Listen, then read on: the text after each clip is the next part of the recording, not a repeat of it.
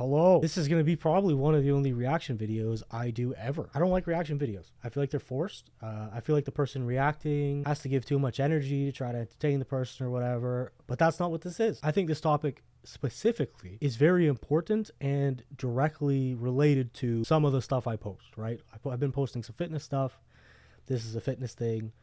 One of the biggest issues in the West is obesity. So a talk like this, which is going to tackle the idea of body positivity and what you should be doing, what you shouldn't be doing, and fat shaming and fat phobia and so on and so forth, I imagine, I think will be very important. And I think it'll be interesting to watch as someone who is in the fitness community. So one of the only reaction videos, I'm not going to try to entertain anybody, but this is kind of like an interesting thing we're going to watch together. I haven't seen this yet.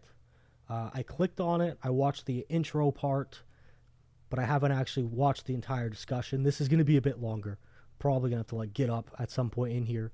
I'm very bad at watching long form things which agitate me, because I'm sure I'm gonna get agitated somewhere in here because I'm a turbulent mess. Do you think just being in a fat body and being in the public space encourages obesity? Yes. Shame is what led me to an eating disorder. Whose fault When is that, what though? we're looking for is Whose fault is that? stability. That's your fault. It's See, the an problem is that you're a amalgamation. professional victim. Would you agree, looking at his physique, he's at a perfectly, I would say, maybe healthy? No. You think? He's definitely overweight, definitely obese.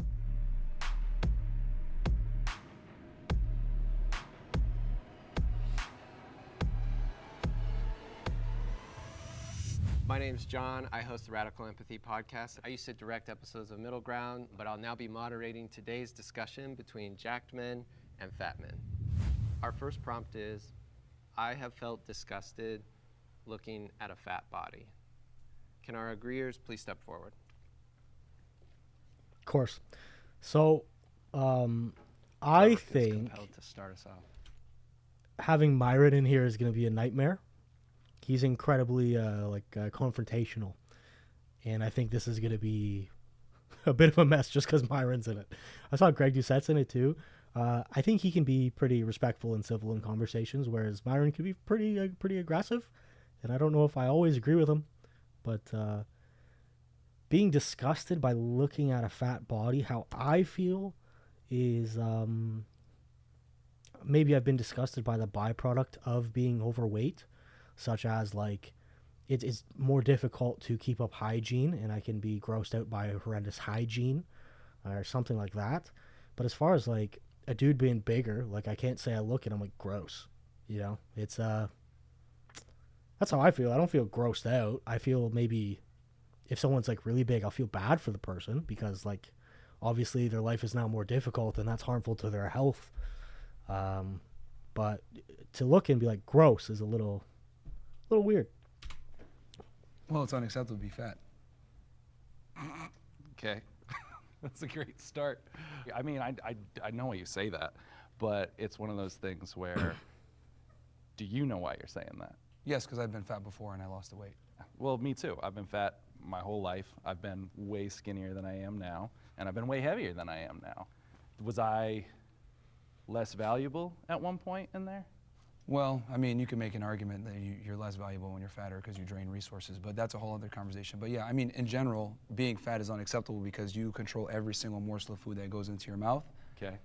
It shows a lack of discipline, it shows a lack of character, it shows a lack of temperance, and when you're fat, it's an outward manifestation of your inadequacies. When I see That was a very harsh way of putting that, and I don't know if I would word it that way. But I think for a lot of people, there are people who just don't care and it's not in their goals, and they will be slightly overweight. And that is what it is. If it's not in your goals, it's not in your goals. We can have different life views. When people are big, I think it's usually a mental struggle and not necessarily a physical struggle. They're going through some stuff mentally. And it does become, as Myron said, an outward manifestation of your inner character, right? Someone with a lot of self-respect and self-love and discipline wouldn't allow themselves to get super big, right? Whereas someone who maybe doesn't care as much about themselves might neglect themselves, right? So it does it can tell someone a lot about who you are on the inside based off of what you look like on the outside. Is there variance and nuance to that? Yes, if someone's on a journey, if someone's recovering, so on and so forth, from being overweight, you know. But for the most part, that is a good point, actually. See somebody who's 500 or 600 pounds, all I can think of is, why do they care so little about their health that they can do this, allow themselves to gain that much weight, knowing it's taken 20, 30, 40 years off their life? I just can't imagine not wanting to live that badly.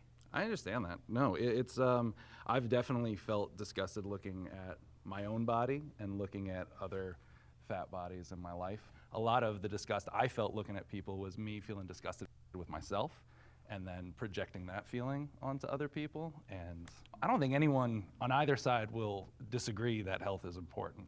I know that my own mental health was way worse when I was spending every fixate of my life trying to get smaller and trying to be thinner. I don't think there's anyone that can look at somebody 500, 600, 700 pounds and not think, wow, what have they done? And not be disgusted. Like, how can you not? I just can't understand You can't nobody assume that thinking everyone that. has the same opinion, though, because unfortunately, some people have emotional stuff that happened, traumatic stuff that's happened, so you can't discount and just say, oh, Boo-hoo, because man. they're fat. Boo-hoo, man. Like, there's way worse stuff going out in the world versus people Absolutely. saying, oh my God, I'm sad, I'm gonna eat some ice cream. It's like, no, dude, it's like, you're fat, you made that decision, you live in the best country ever. If you live in a civilized first world country where you have electricity, internet power, etc., you deserve to be bullied. It's ridiculous to me that we have all these fat people running around, meanwhile people are being bombed in Gaza. It's ridiculous. We are so privileged here in the United States and in the West in general. When I see a fat person, I'm like, wow, you got the gift of life, you got the gift of being in a developed country, and you're a fat POS talking about body positivity on TikTok? What the hell is going But now on you're here?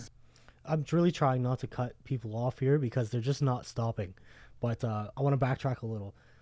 The dude was like, well, my mental health has never been worse than when I was trying to get smaller and I was like tracking my macros and overanalyzing everything. There's a balance, right? Like, you're going to be unhappy if you neglect yourself.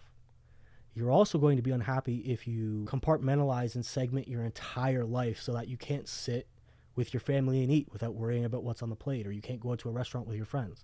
There's a balance to life. And in regards to the Myron boohoo thing, you would expect that out of Myron. Just because someone lives in the West doesn't mean that they haven't experienced something that can be processed as trauma, right? The reality of trauma is I can get into a car crash, and for me, I could walk away with it. I don't need therapy. I'm fine. I drive the next day. It is what it is. Another person can get into the same car crash, and they're terrified to step foot in a vehicle for the next 5 years of their life. Everyone processes things different. And now, can that be used as a blanket statement for the majority of human beings who are in the West, i.e. the majority of people are overweight?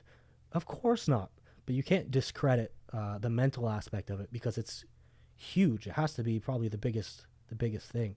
And there are a lot of cases where people are big, and they need to tackle that first, you know. And for some people, the mental journey is going to take a long time. And for some people, that mental journey is teaching themselves to get up off the couch. So I agree in a sense that a lot of people, it is a boohoo, and they need to just learn some discipline. But you can't say that applies to everybody. Segmenting, though, because not everyone thinks like that. What do you No, we call need it, to bring blanket? shaming back. Okay. We need to bring shaming back in so many other regards besides obesity. We need to do it with sluts. We need to shame fat Jesus. people. We need to shame. Okay, that stuff is aside. As far as shaming fat people goes, depends on your definition of shame, so I'm going to be careful in how I say it. I do think that we need to hold on to the narrative that it is a negative to be overweight, right? Does that mean we make fun of? No. But I think we do need to latch on to the idea that it is negative, and if you are overweight, you should strive to correct that. Shame everybody when they fuck up, because shame has been one of the strongest defenses against degeneracy and human fuck-ups. You had a personal experience you wanted to share. You said you used to be overweight. Now you're Oh not. yeah, so I did an experiment back in like 2015 where I like bulked for like almost 2 years, and I got up to like 250 pounds, and then I dieted down. It took me about 7 months. I systematically did it, controlled my calories, tracked my macros, tracked my protein, carbs, fats, and systematically lost 1 to 2 pounds per week. So you chose to gain up to 250. Yeah, you were so I've naturally been in all skinny spectrums. beforehand. Like I'm naturally skinny. Yeah, yeah. And then I was like, all right, I'm gonna get fat as an experiment. Yeah. Did it, and then I was like, all right, now I'm gonna lose the weight. And then all I did was just track my calories, ate the same food every single day. Yeah. Went to the gym 4 or 5 times a week, and everything was controlled, and it got done. Was it monotonous? Of course. Was it No, boring? yeah, Of yeah, course. I agree with you there. I am naturally this way. This is with working out 4 or 5 times That's a week. not true. No, nobody's naturally overweight. And he's saying it, that's him naturally, in spite of the fact that he works out, right? If your environment was controlled, you're not overweight. If your calories are in check, and your fitness is in check, you're not overweight. You can have like a predisposition to carrying a little extra body fat, or carrying a little less muscle mass, or carrying a little more muscle mass. You can have these little variances. But a 300-pound dude, he's not a 300-pound dude. I'm using hyperbole. But a 300-pound dude is not naturally 300 pounds. That's not how life works. You're not naturally big. I'm sorry. This is Nah, you 100% true, can't. bro. Nah, bro. No, Come to the gym with it's me. not. This is me It's not working out. natural at all, because at the end of the day, if you don't lose weight, by definition, you're not in a calorie deficit. If you're not in a calorie deficit, then you're gonna either maintain or gain weight, and that's the problem. Is that people don't track their calories. And that's true, but people burn at their resting metabolic rate a different set of calories. Doesn't matter. Doesn't matter. You see, Greg just said it doesn't matter. People like to say, well, my metabolism's fast, my metabolism's slow. I forget exactly what the number is, so I'm going to pull a random number out of my hat and then in editing throw it in. The variance in like someone who has a fast metabolism and a slow one is like, again, insert random number, 500 calories. Like it's super, super low in that if you just didn't eat that cheeseburger, you would be the same as the guy with the fast metabolism. It's really kind of not a thing. I do have to say, I agree a lot with the overweight dude who has done a lot of the talking, and I really appreciate his demeanor. He's been very respectful. Myron has not been very respectful. I appreciate the large dude. Resting metabolic rate a different set of calories. Doesn't matter. Let's not get too granular right now. Ragini, it's going to be one of those episodes, right? Let's bring in the disagreeers and hear from them. Okay, so the reason I disagreed, especially when I heard the statement, I don't think I'll ever look at somebody based on their situation and think that I'm disgusted. Like, if I see somebody that's a drug addict on the street that's homeless, I'm not disgusted by that. If I see somebody that's incredibly overweight, I'm not disgusted by that. Do I think that there's an opportunity for growth? Do I think they've been put in a disadvantageous position that's probably makes it harder for them? Absolutely. I think I'm kind of an empath, so when I see somebody, I know that there's things underlying, and one of my best friends is 400 plus pounds. I've helped him lose 150, 200 pounds. He's gained it back. And I don't look at him and say, I'm disgusted, but I know how bad he wants it. And just seeing how hard he tries and then reverts, it's almost more tough for me than to be like, oh, that's disgusting, you know? And I think there's plenty of people that look at me and say, that's disgusting. I never want to look like that. So like, I know what it feels like on the other side to like look the way I do and get people look at me like, ugh, that's gross to like, have that muscle. And to go back to that point, like you came from a fit place and like deciding to bulk, like that's a conscientious decision to gain weight. Like you already have those habit routines and skills in order to stay in shape. And then you use those same skills you had to pull back on the calories and knowledge you had. The reason why I use that example is that you sorry. can get I'm fat trying to and pause. lose the weight if you know. I really like Eric. I agree entirely with what he said. It's almost like he has a mirrored opinion of me. Like it's the exact same.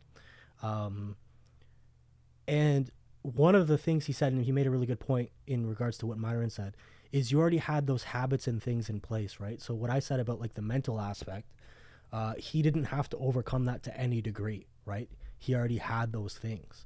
And I think that's the biggest issue is the mental aspect. But yeah, I really like Eric.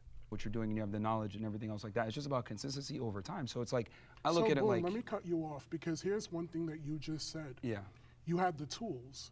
So there's people that don't have the tools. Everybody has the tools. Google. Do you have Google? Do you have the internet? They don't have the tools. I don't like him because he cut him off. I thought that was rude. I'm sorry. But everyone has the tools. If you have Google, if you have YouTube, you can learn anything you want. I think this is a very bad point. That you've passed judgment on, and you have failed to realize that with the tools, people are very much capable of achieving amazing things. But Okay, let's talk about set no, tools. hold then. on, I'm not done. Well, you cut me off I'm before, not done. remember? And I stood over there and I listened to you and I was like, it's a ton of bullshit too. Sure. But we're gonna address this, right? Yeah. You are passing judgment on people He's who heavy, lack Myron. the tools to do what Myron's it is disrespectful that and they need to fit. do He's to get disrespectful and themselves heavy. to certain points of health. There are multitudes of factors that weighs probably more into disrespectful. what goes on with somebody's body. There are people that even if they work out, losing the weight does not come as simple as just going to the gym, cutting calories, watching everything that you eat. That's exactly how it works. There are some people that have a disposition. But this is a good example too of someone who doesn't have the knowledge. So he's talking about like not having the tools. This man has never Googled anything a day in his life. He has listened to body positivity stuff, internalized it, put it in his brain, and went, yeah. So trust me, calories in, calories out. If you're exercising, you're making the effort, you will lose weight. I have a disposition. But does that mean that I'm not active? Does that mean that I'm not doing certain things? No, it doesn't. But you're passing judgment on somebody's body that you know nothing about. Now, on the flip side, what if I turned around and I did the same thing to you? You're talking about how fit and stuff that you are, but you're over there and you're smallest compared to these other guys. So how does Okay, Myron's made general stuff. He just personally attacked Myron. This dude's actually a dickhead. He's a dick. that feel if someone comes? No, because you said I know, shame, but right? that's a little. You said shame, right? Yeah. So how does that feel if someone comes up and they start shaming you for size? Like, come on, it goes both ways. We're just in the first So, prompt. We got to be here's the careful thing. about targeting each other too directly.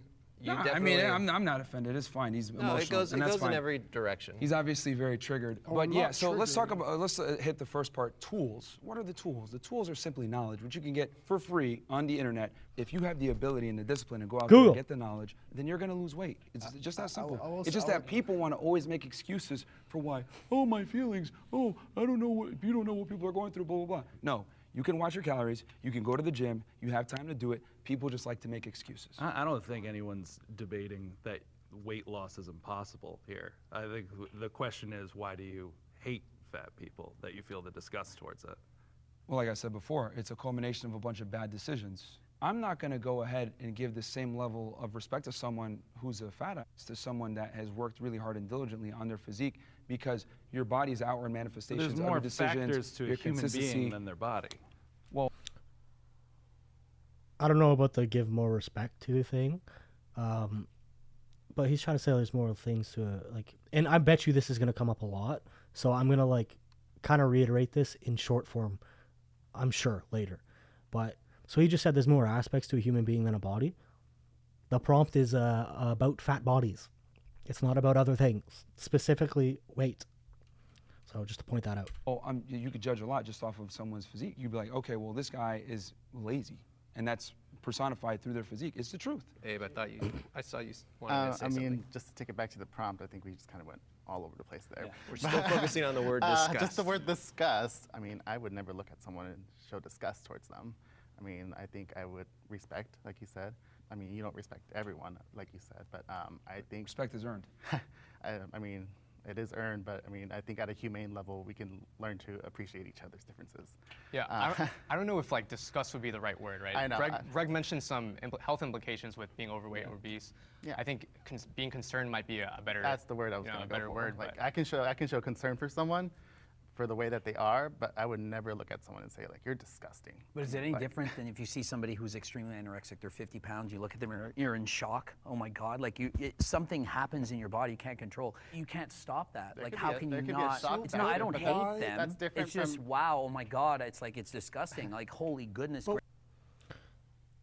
That's a good point, and we're gonna look up the definition of disgust here. I have seen people who are like extraordinarily anorexic, and kind of felt a shock, and I don't know if disgust or like is the correct term. So, a feeling of revulsion or strong disapproval aroused by something unpleasant or offensive. Revulsion. Look that up too. Get the official definition for revulsion. A sense of disgust. Okay, so this is circular. So we're going to go basically just off of the secondary word here. A feeling of strong disapproval aroused by something unpleasant or offensive. If it's strong disapproval by something unpleasant, again, we're just going to be super careful here. I'm not retarded, I promise. I'm just being super careful with my wording here. Causing discomfort, unhappiness, or revulsion, disagreeable.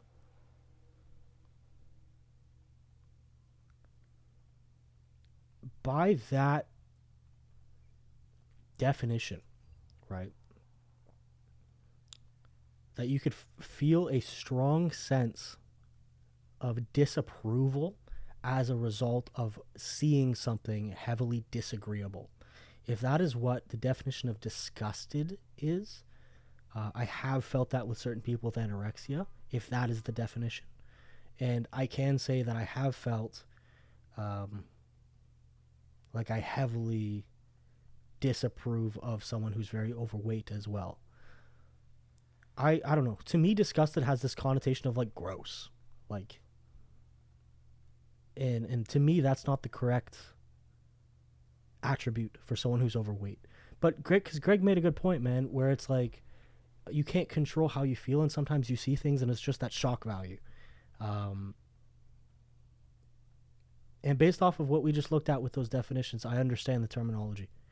I can't say I disagree. It's just, it feels like such a loaded word. I don't know. That's Why a would shock you factor, use though. the word That's disgusting, not right? disgusting. So you just mentioned the polar opposite of what we are, right? But why would you look at them and be disgusted versus concerned? That is a very specific word, and it has very specific connotations behind it. And when it's used, it's somewhat weaponized as well. I don't think we can help how we feel. I don't think I can choose like, oh, I just am not. It would be sitting here and lying. I'm not going to sit here and lie. I'm always going to be honest with people. I'm disgusted. This is just how I feel. The thing is, when you see a fat person, the reason why it's disgusting and the reason why there's so much pushback on this whole body positivity and people make fun of Lizzo, rightfully so, by the way, is because it's unattractive, it's unhealthy. Until we had this woke era, they used to put like models and attractive people on the cover of magazines that were in shape. Why? So that people can aspire to look like that. And it's healthy and it looks better in general. You look good, feel good. But when you're fat, it says a lot about you. People aren't going to sit there and be like, let me see if he's a good person. No, they're just going to assume that you're lazy, which you are, by the way, when you're fat, and you don't have discipline, which you are, by the way. So they're just going to assume off of what they see. That's the world that we live in. I love how you stated a ton of assumptions. You didn't state not one fact. They're not necessarily assumptions. Like I said, there are going to be there's going to be nuance to it when it comes to someone who's like already on that journey to correct themselves. But for the most part, like I said, if you love yourself, so you're not neglecting and mistreating yourself, you're going to want what is good and what is healthy. The next step from that would require discipline, right? To search out how you would go about changing yourself, and then again, discipline in order to enact, put in place, and hold to that rubric you've created. So if you are overweight and doing absolutely nothing to fix it, there is a deficiency in one of those traits. They're not necessarily assumptions. It's like assuming the sun is bright. It's an attribute of the sun. It's, I don't know.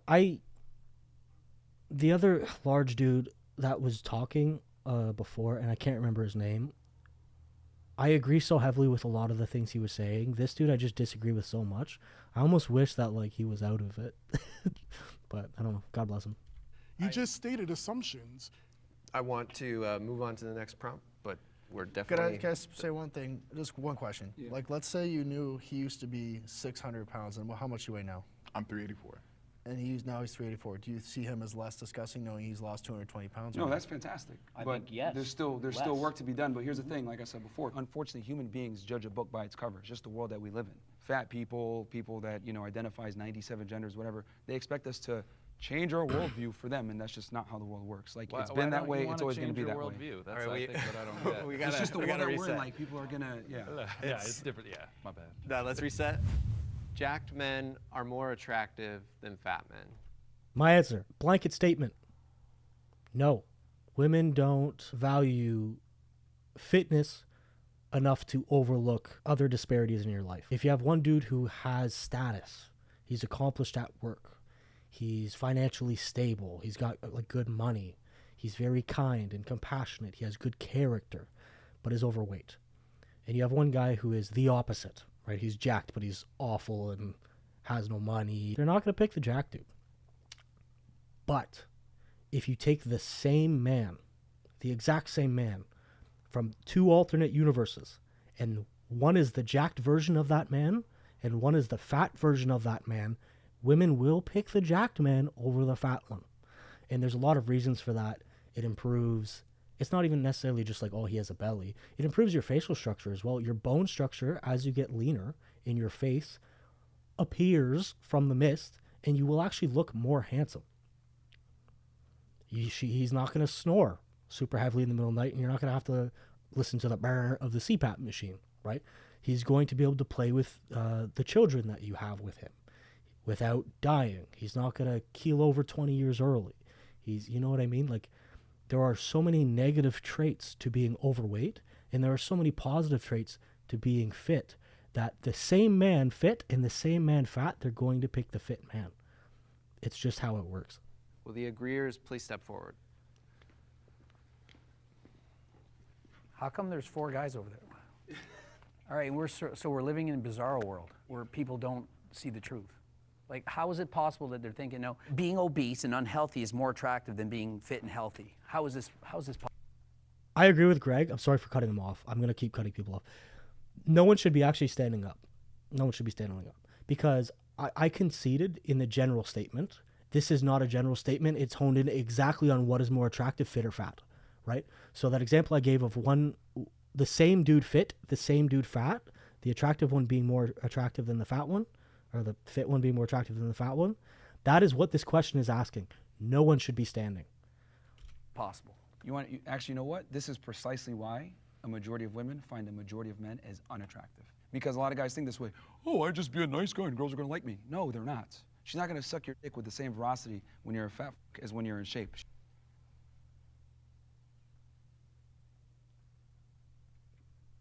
Bruh, this man really just said, with the same velocity. She's just not. See, people don't understand that women are aroused by one thing and they're attracted by another thing. Women are attracted to, you know, a guy that's confident, ambitious, makes money, etc. Of course, right? But they're aroused by guys that have asshole tendencies, dark triad traits, etc., and guys that are physically in shape. So if you want to get the best of your woman, where she respects and admires you, while simultaneously being aroused by you so she doesn't cheat on you, you need to have it all. You're saying that's true for all women? A majority, a staggering majority of women. There might be 1% of the world that there's something wrong with them, that might think that, yeah, you're 600 pounds, it's so hot, I love that, but... Yeah, like a feeder. The hot girls that you actually want, they exercise their hypergamy to the highest degree, and they want guys that are fit and have their money together, have their life together. You're looking at me like you want to say something. Yeah, because the question was, are jacked men more attractive? We all walked over. Are we more attracted to jacked men? Yeah, well, I'm assuming they framed that because we're all guys here they mean women. Well, men can be attracted to men. If I had to we're just switch saying. teams, I'm going with the jack guy. Obviously, this is going to be like personal biases, but I think attraction is very fluid in the sense that I can 100% admit, like, there was probably 40 pounds of muscle ago is when most women would be like attracted to me. Of course, like fitness girls, they're totally okay with the size I am.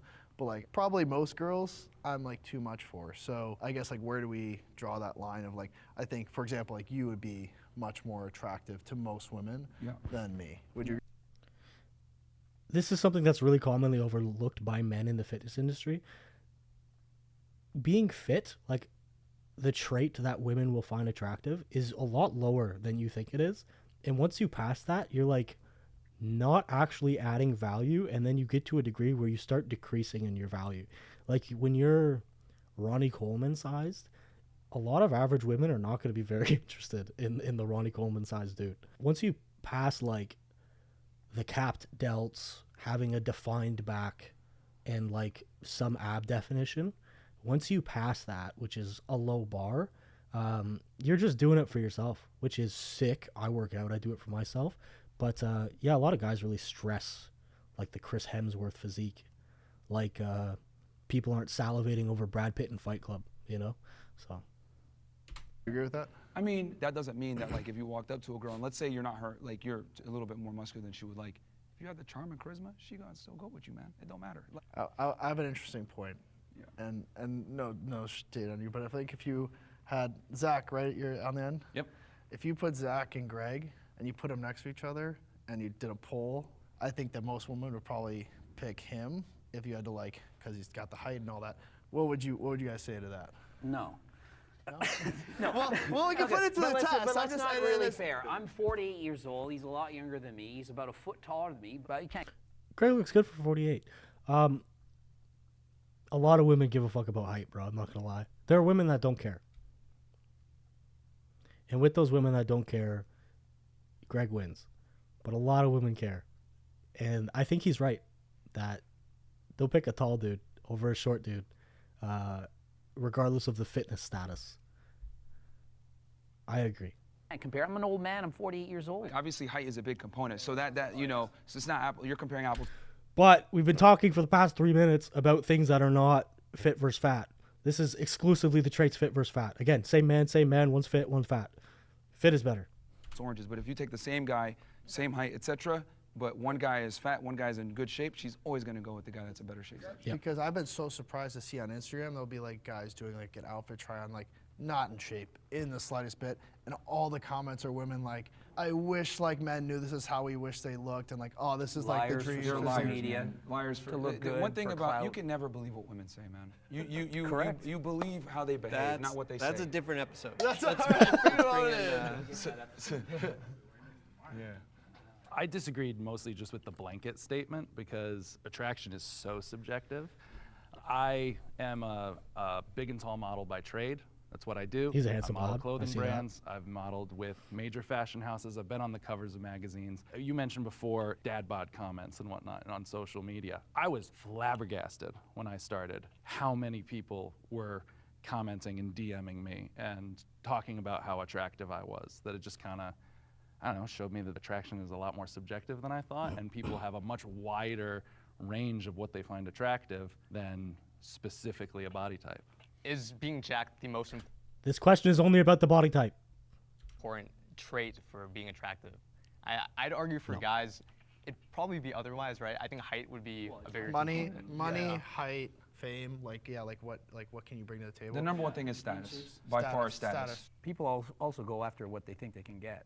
So if this guy is 6'5" and extremely attractive, and it's like, well, I can't get that guy. I'm attracted to the 10 on 10 supermodel, but I'm not going to get her, so I'll be happy with the 9.9 on 10. Just to be clear, are we speaking about women being attracted to men? It's not just about women. It's just about attraction.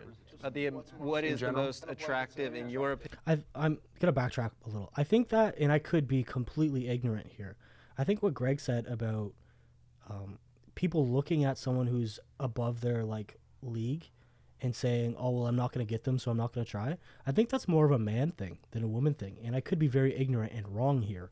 But I think women who are less attractive than the man will still go for the man, whereas men are the opposite. And again, there's nuance to everything. There's going to be guys that think they're 10s when they're not, but I don't know if it's true for both genders. I could be wrong. Physique for a man. Okay, I'm speaking from like what women find attractive. So when I speak, that's what I'm talking about. Yeah, I'm anybody. sexually fluid. So my law of attraction does not adhere to anyone's standards, pretty much. I'm attracted to people in general. So you could be jacked, you could be more plus size, you could be skinny, you could be whatever it is that you. If you're anomalous, your opinion kind of doesn't matter in this discussion. I'll be honest. are. If I'm attracted to you, I'm attracted to you. What are the traits you find most attractive?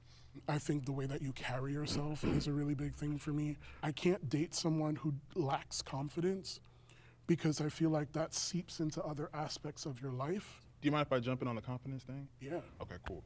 So growing up, wasn't too confident in myself, and I gained that confidence when I started losing weight. God bless. And I noticed it was me putting myself in positions to get more opportunities with women. Right now, I'm single right now, but I'm doing okay.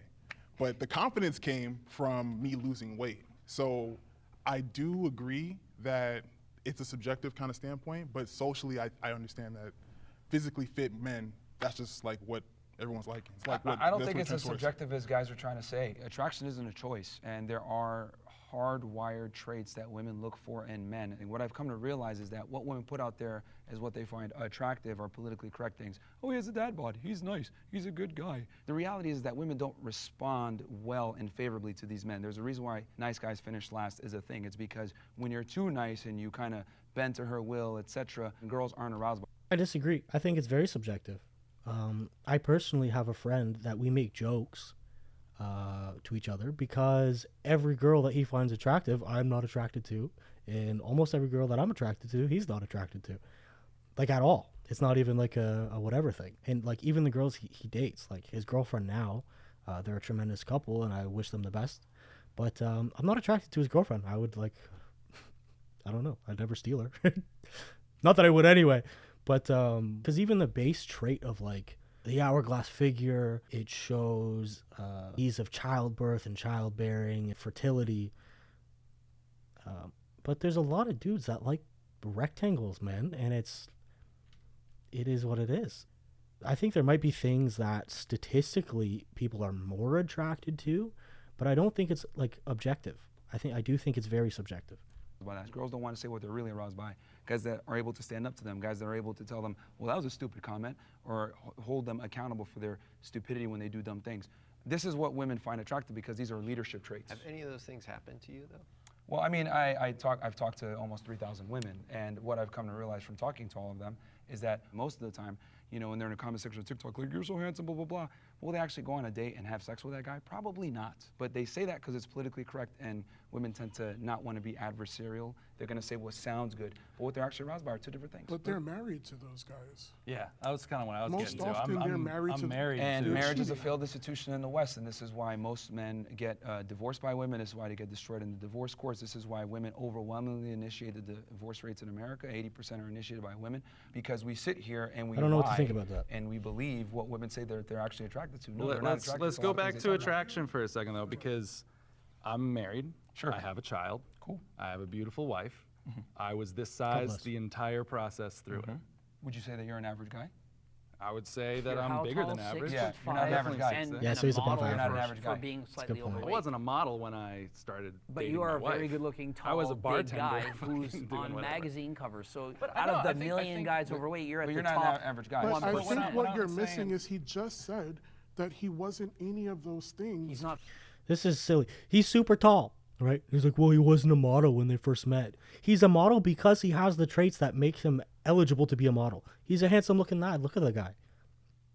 You know, if you saw this on a magazine cover, you wouldn't buy the magazine, bro. 5'6" Before man like he me. met his I was- Try wife. being I was- 5'6" and doing No, it. I totally agree with you. Well, that's what I was gonna actually agree with Myron for a second. Believe it or not, we were talking about. You mentioned status, and then a lot of people other mentioned confidence. So you even put in your own pecking order ahead of being jacked or being Yeah. This is only about being jacked or fat. physically for sure. attractive. Wouldn't you say that matters more? Confidence, how you carry yourself, how you Yeah, do well, everything? yeah, I It's mean, not the question. Trump was simply, is it either you're Oh, yeah. jacked Yeah. or And are you I'm fat? not What's gonna more argue attractive? the fact that our society definitely finds jack guys more attractive. But Then why didn't you sit down? I disagreed with the statement because it was a blanket statement that I have found untrue in my own life. Do you, all of you, feel like you'd be more or less attractive, let's say 50 pounds lighter than you are, and simply like just body fat? I think so. I think so. Yeah. Yeah. Something that I struggled with for a while Yes or no? is, in me losing weight, am I still going to be able to book the jobs that I book? Because I've built an entire brand off of my body. I mean, granted, That's like, difficult. cool as shit, like, you know, I did something that's all my own. Like, I worked on that. But then I was also just like, if I lose this, are you still gonna want me to, like, do this campaign for you? Are you still gonna want me in your magazine? Are you still gonna wanna dress me? And then I had to, like, take a step back and say, like, well, what is it for me? Do I want to be skinny? No. Do I want to look like Greg? No. Do I want to look like Myron? No. But I know I want to look like me. I think talking about Before he deviates too much, I think that that's super prevalent in today's society, where they have to hold on to a certain trait in order to maintain their brand, whether that is a certain political viewpoint or a relationship status, right? Like a woman has to pretend to be single, so that she can get a male following, or so that she can retain her male following, or again, like a plus size model, having to keep the weight on in order to maintain those plus size gigs. That is super prevalent in today's society, and it's kind of an unfortunate position. About the law of attraction, you focus so heavy about what women would find attractive and the perspective of the woman. And I feel like, are you even attracted to yourself? When you look in that mirror, when you put your clothes on, are you like, damn, like I did that? Because when I got up this morning and I threw on my outfit, I was just like, yeah, I ate that. Well, if you're going to talk about being attractive, etc., typically people are speaking from a romantic sense, from a heterosexual standpoint of men and women. So that's why I answered the question, because it was very broad. That's what I mean. But of course, you need to be able to look at the mirror and respect the man that you see looking back at you. When you look back and you see the guy and you're in shape, etc., and you feel good about Look at the tricep on that lad. Ah! yourself, look good, feel good. A byproduct of that is that women just tend to find you more attractive. It all works together in tandem. Are you happy with the way you look? Of course, of course. But I had to work to build this physique, and it took many years. I was an athlete in college, was a Division I athlete. You know what's crazy? And I pause too much, but I'm pausing, bro. It is what it is. What's crazy is the fittest people, a lot of the time, are the most critical of their appearance and physique.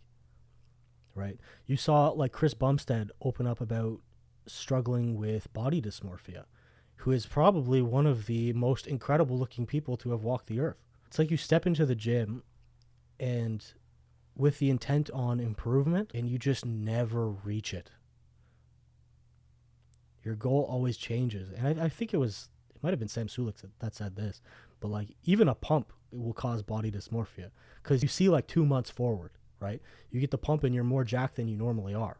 So you get like this vision of what you would look like at resting in 2 months. And then in 2 months, guess what? You look like you did with the pump, but now you have a new pump, and that's 2 months in the future from there. And now you look small when that pump goes away again, and you're like, fuck, I don't look good. So even the pump, like a lot of it is body dysmorphia. I'm rambling. It took many years to be able to do this. So What'd you play? I rode in college. Crew. Oh, sweet. Rowing, Yeah, I like rowing. So I think when fat people look at the mirror and they say, "Oh, I like that." Yo, I love that's that dude. coat, man. Zach? No, you Love don't. him. They say that to try to bring themselves up, but the reality is, most of the time when you're fat, What did you he look at say? the mirror, coat, man. No, you don't. I like rowing. So I think when fat people look at the mirror and they say, "Oh, I like that," that's coat, man. No, you don't. They say that to try to bring themselves up, but the reality is, most of the time when you're fat, you look in the mirror, you're like, "Damn, I really let myself go." I don't know Not about every You're that. like, you know what? It's not that much of a priority, so Yeah. fuck it.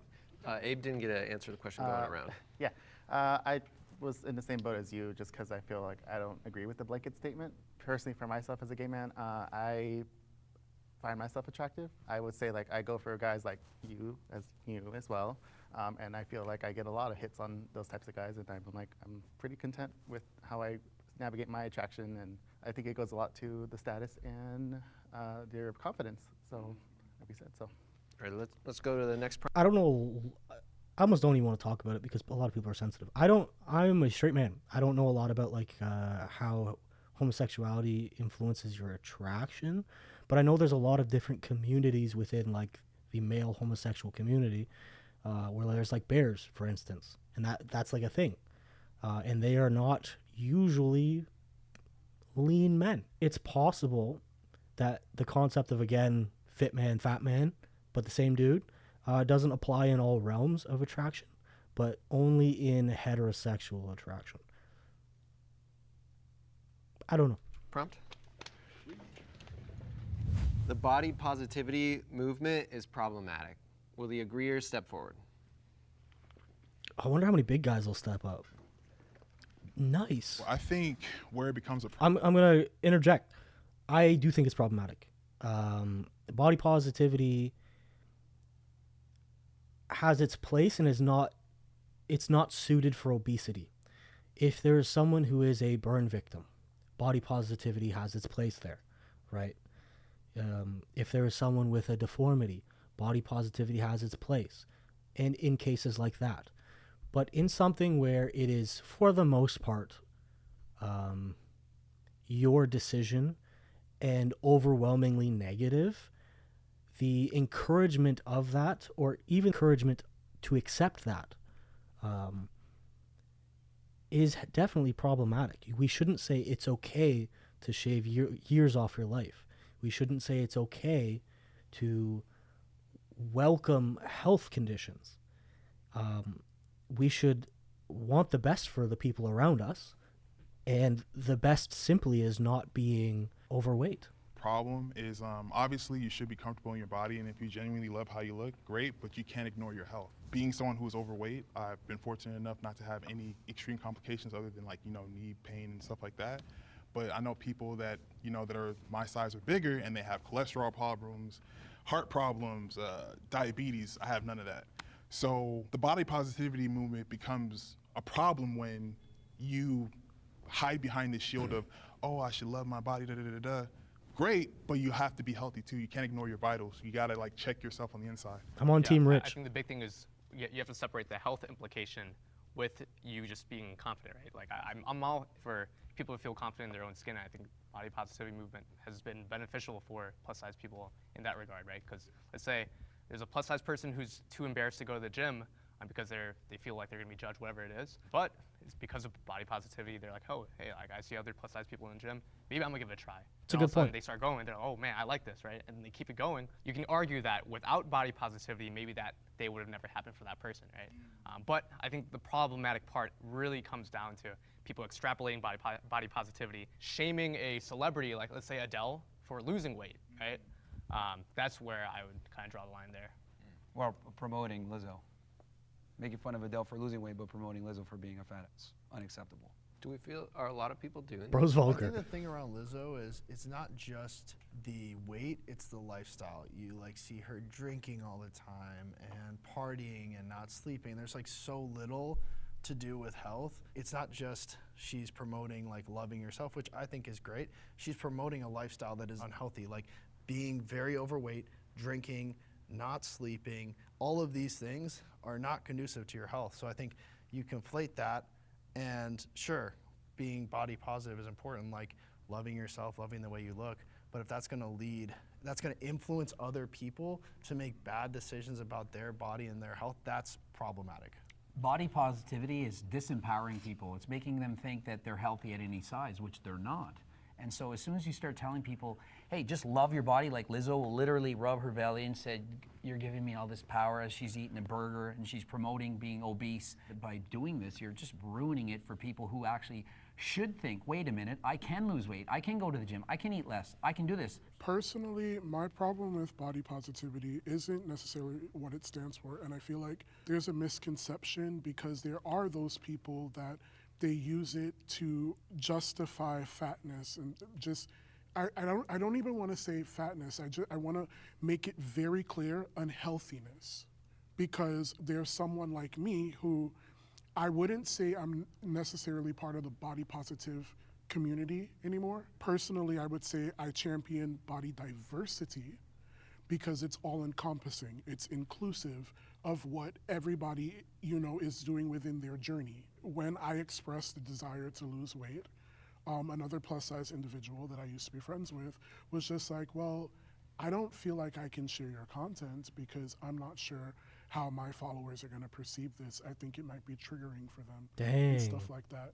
And my response to it was, well, if you're championing body positivity, then what I'm doing should not be a problem, because the entire time that I've been advocating for people that look like me or people who have been othered in any capacity in general is that all bodies are good bodies. What we do with our body is what matters. And so body diversity is important to me because for a guy like you or a guy like the two of you might suffer from body dysmorphia. And that's a very real thing. You might not see yourself for what you really are. And so you're seeking unhealthy habits to achieve a goal. To get where you want to go, like you just got to give it time. Be healthy in it in all aspects, like mentally, physically. You've got to find the right avenue to do what it is that you need to do for yourself. The body positivity movement is a huge psyop to keep. Dude's a baller. Look at the inside of his suit. You see like the decoration on the inside of his suit? That's sick. Is that you need Bro's to a do G. for yourself. The body positivity movement is a huge psyop to keep us fatter and stupider. It's all a scam. The reality is that Big Pharma wants money, and they understand that when you're fat, you have more health problems. They understand that you're going to need insulin, you're going to need medication, etc. And they make a bunch of money on us being sick. There is no incentive to actually have you be healthy. So let's go ahead and make our people fat as hell get them in the hospitals, get Maybe. them I on don't know. medication, continue to make money, etc. It's all a big psyop. So you believe it's all intentional? Yes, we promote mediocrity. I feel like it's a subset. Yes, I'm sitting here because I do think that there is a part of it that is problematic. But I think that the problematic part of it is a subset of people that use it as a tool to weaponize whatever it is that they're doing. I think the whole movement is a problem. The body positivity movement in general is a problem.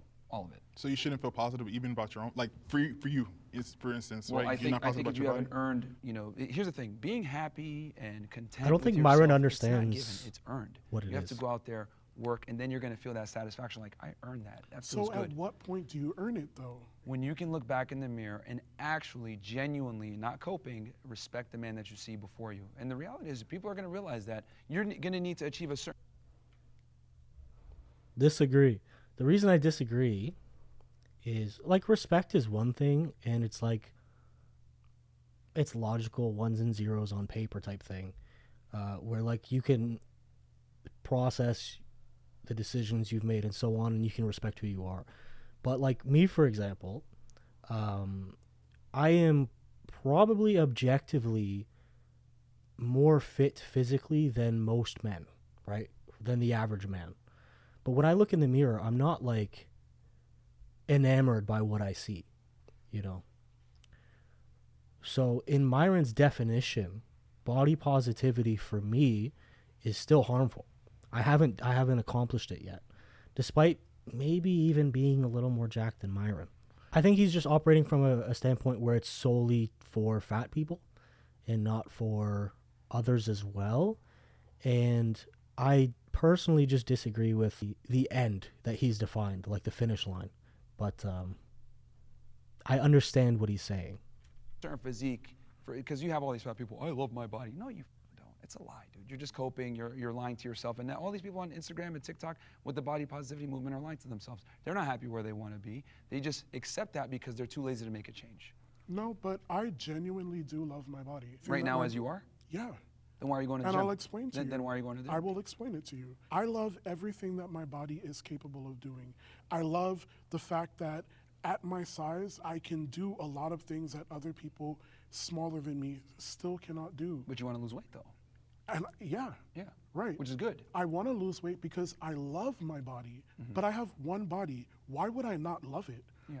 And because I love my But body you understand is that your why body I'm now needs to be looking to make changed. changes. Yeah, right? make changes. But to say that loving your body is BS, no, you make changes, you make healthy changes to yourself because you love yourself. All of that time that I'm putting in, the work, the money that I'm spending, that's a labor of love because I love myself enough to know that I want to make some changes to live a better lifestyle in the sense of I can just do a little bit more. All right. I understand what he's saying too. I think him and Myron are opposites in that their definition of what the body positivity movement is on, forgive me, the extreme of probably each end. In that Tevin believes it is solely about loving yourself and feeling okay, which is good. It's okay to a degree. I think you should be able to analyze shortcomings in yourself so you can improve. But it's good. I agree wholeheartedly that working on loving yourself is good. So I agree with him. I just don't agree that that's what body positivity movement is. And again, I've already discussed Myron, but I think basically that they're on opposite ends of what they're defining the movement as. Let's bring in our disagreeers. So it's not a single problem. Oh, no, I'm not saying there's not a single problem. To me, body positivity is more about bodily autonomy. Like you were mentioning wanting to lose weight. My whole thing is like, yeah, it's your body. Do whatever you want with it. I don't think I, as a human being, have a right to tell any of you what to do with your bodies.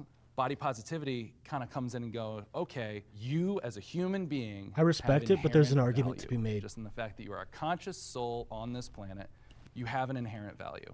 You are within a vessel of your body that you do have control over, but at the same time, you're not less valuable to society or from the standpoint of the soul for what your body looks like.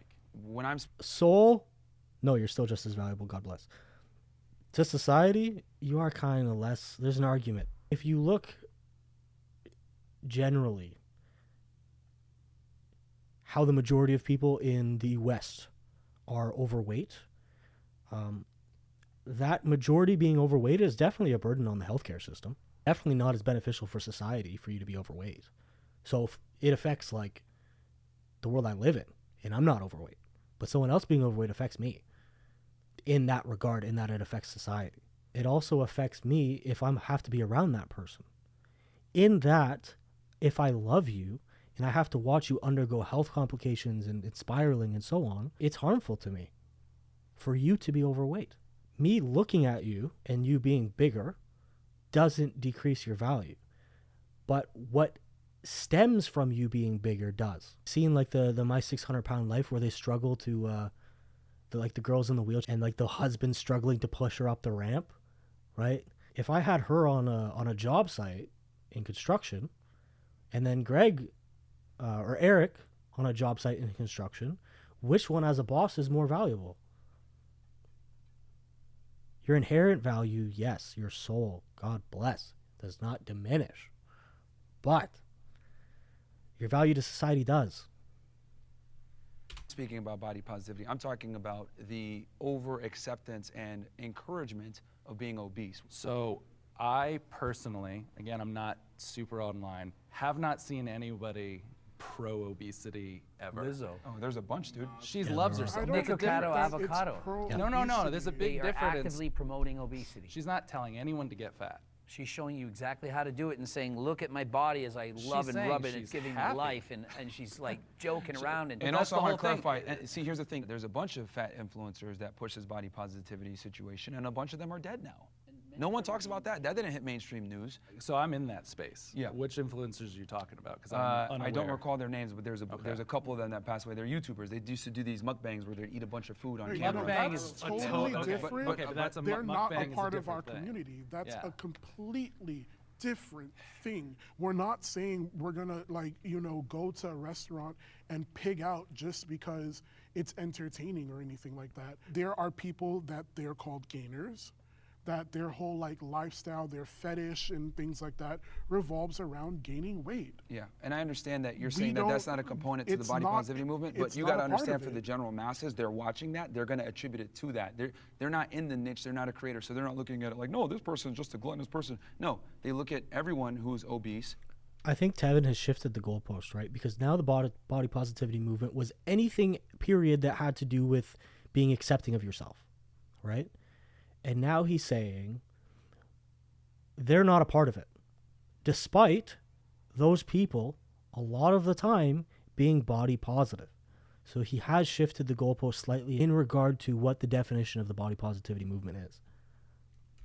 That's making content about being obese and continuing that lifestyle as a part of the body But they're positivity not movement. making content about being obese. They're making content about overeating, Yes, and they which is also also encourage an that. eating disorder. Yeah, and they also encourage being fat as well. Do Correct. you think just being in a fat body and being in the public space encourages obesity, just flat out? Yes. So just agree. No. No. So if I'm overweight and I leave my door, I'm encouraging obesity? What? I disagree. I don't see the link. us existing, we're saying, Yes. yay, everyone go gain weight? It absolutely impacts other people to think, well, think of it. You're I've 6'6", never good looking, looked you're at- I know, modeling. but I've it's going to never encourage looked at- other people to, well, hey, look at him. me be He's got 6'6". lots So of... then what about when I I've go never to the looked at gym? When I step into the gym, or when Zach steps into the gym, or when any of us step into the gym, are we promoting being bigger No. like that too? Are we going there, and is our presence there unwanted? By being famous, rich, popular, and being obese, you're indirectly promoting it in the same way that people who take steroids and are 350 pounds of muscle and winning the Mr. Olympia are indirectly promoting it even if they don't say they're taking it. But I'm speaking more specifically in the gym, in that space where people should be coming together to work on their bodies and stuff like that.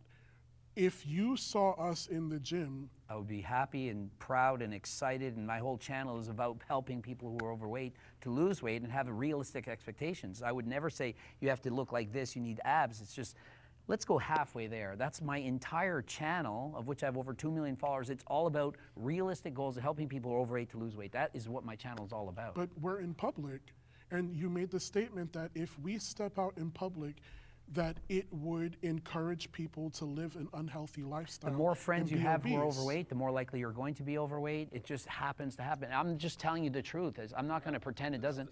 If 90% of the world were overweight, more people would be encouraged to be overweight. As just on this side, I don't think any of us have ever looked at a person.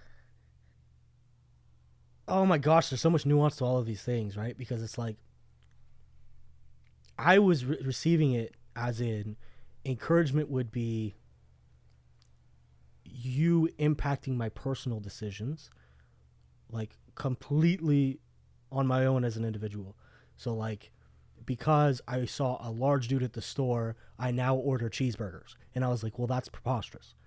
But he made a good point in where, like, if you have large friends, you're more likely to be large. So in that regard of influence, right, where if you went to the restaurant and he ordered nachos for the table, you're going to eat the nachos. I guess to a degree, existing as a large person, your choices do affect those around you, which may lead to them being large. So that's true. I didn't actually think of it that way. But it's sticky, bro. I don't know. And heavier than ourselves and gone, I want to be that. That's a great thing to be. No, we have the same internalized biases as everybody else does. He was bringing up the gym before, and you said by existing just in a fat body, we are promoting it. Yes. I model, and when I do model fitness wear, which I do often, I get so many comments about like, oh, you are promoting obesity. I'm wearing fitness wear. I'm in the gym. I'm doing the thing you want me to do.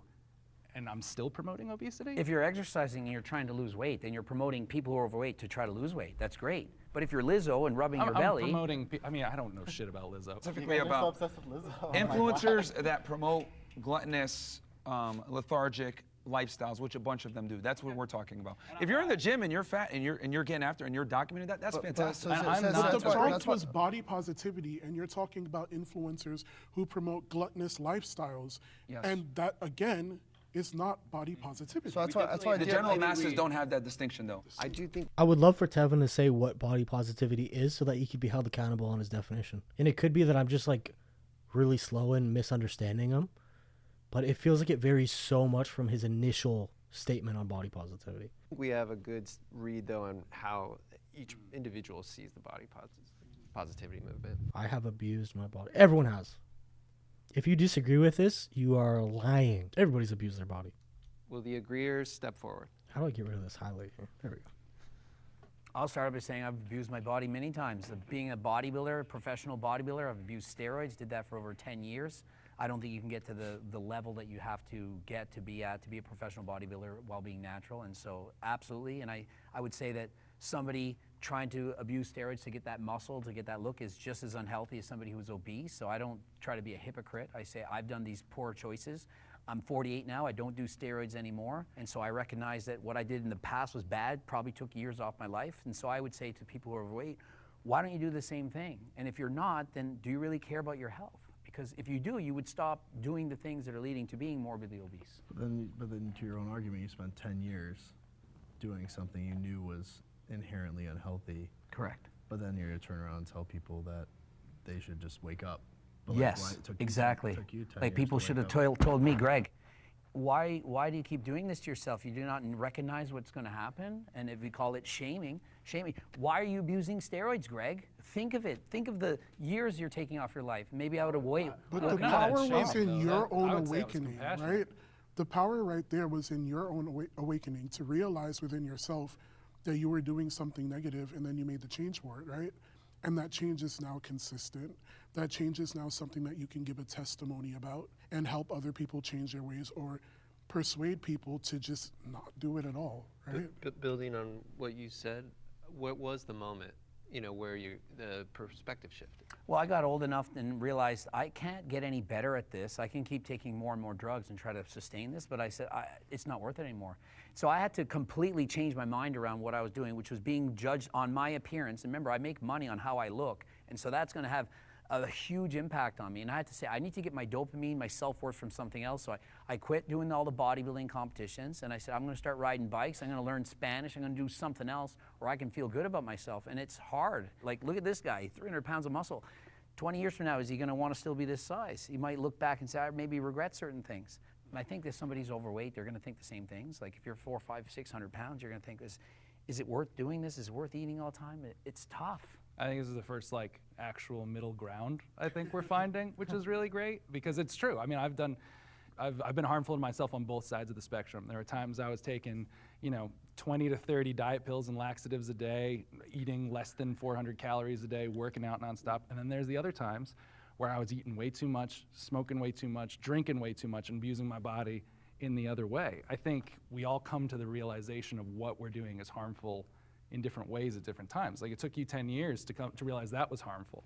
My thing is sometimes it takes people who might be overweight or, at that high tier, that 500, 600 pounds, to realize that it's harmful for them. And maybe in their life they don't feel like it's harmful. And they are happy. There are people, believe it or not, legitimately happy in certain sizes and Ignorance shapes. is bliss. Like, I mean, Yeah, I was happy at the moment. I But felt why like is it there was. bliss an Ignorance issue? is bliss, but you could die before you wake up.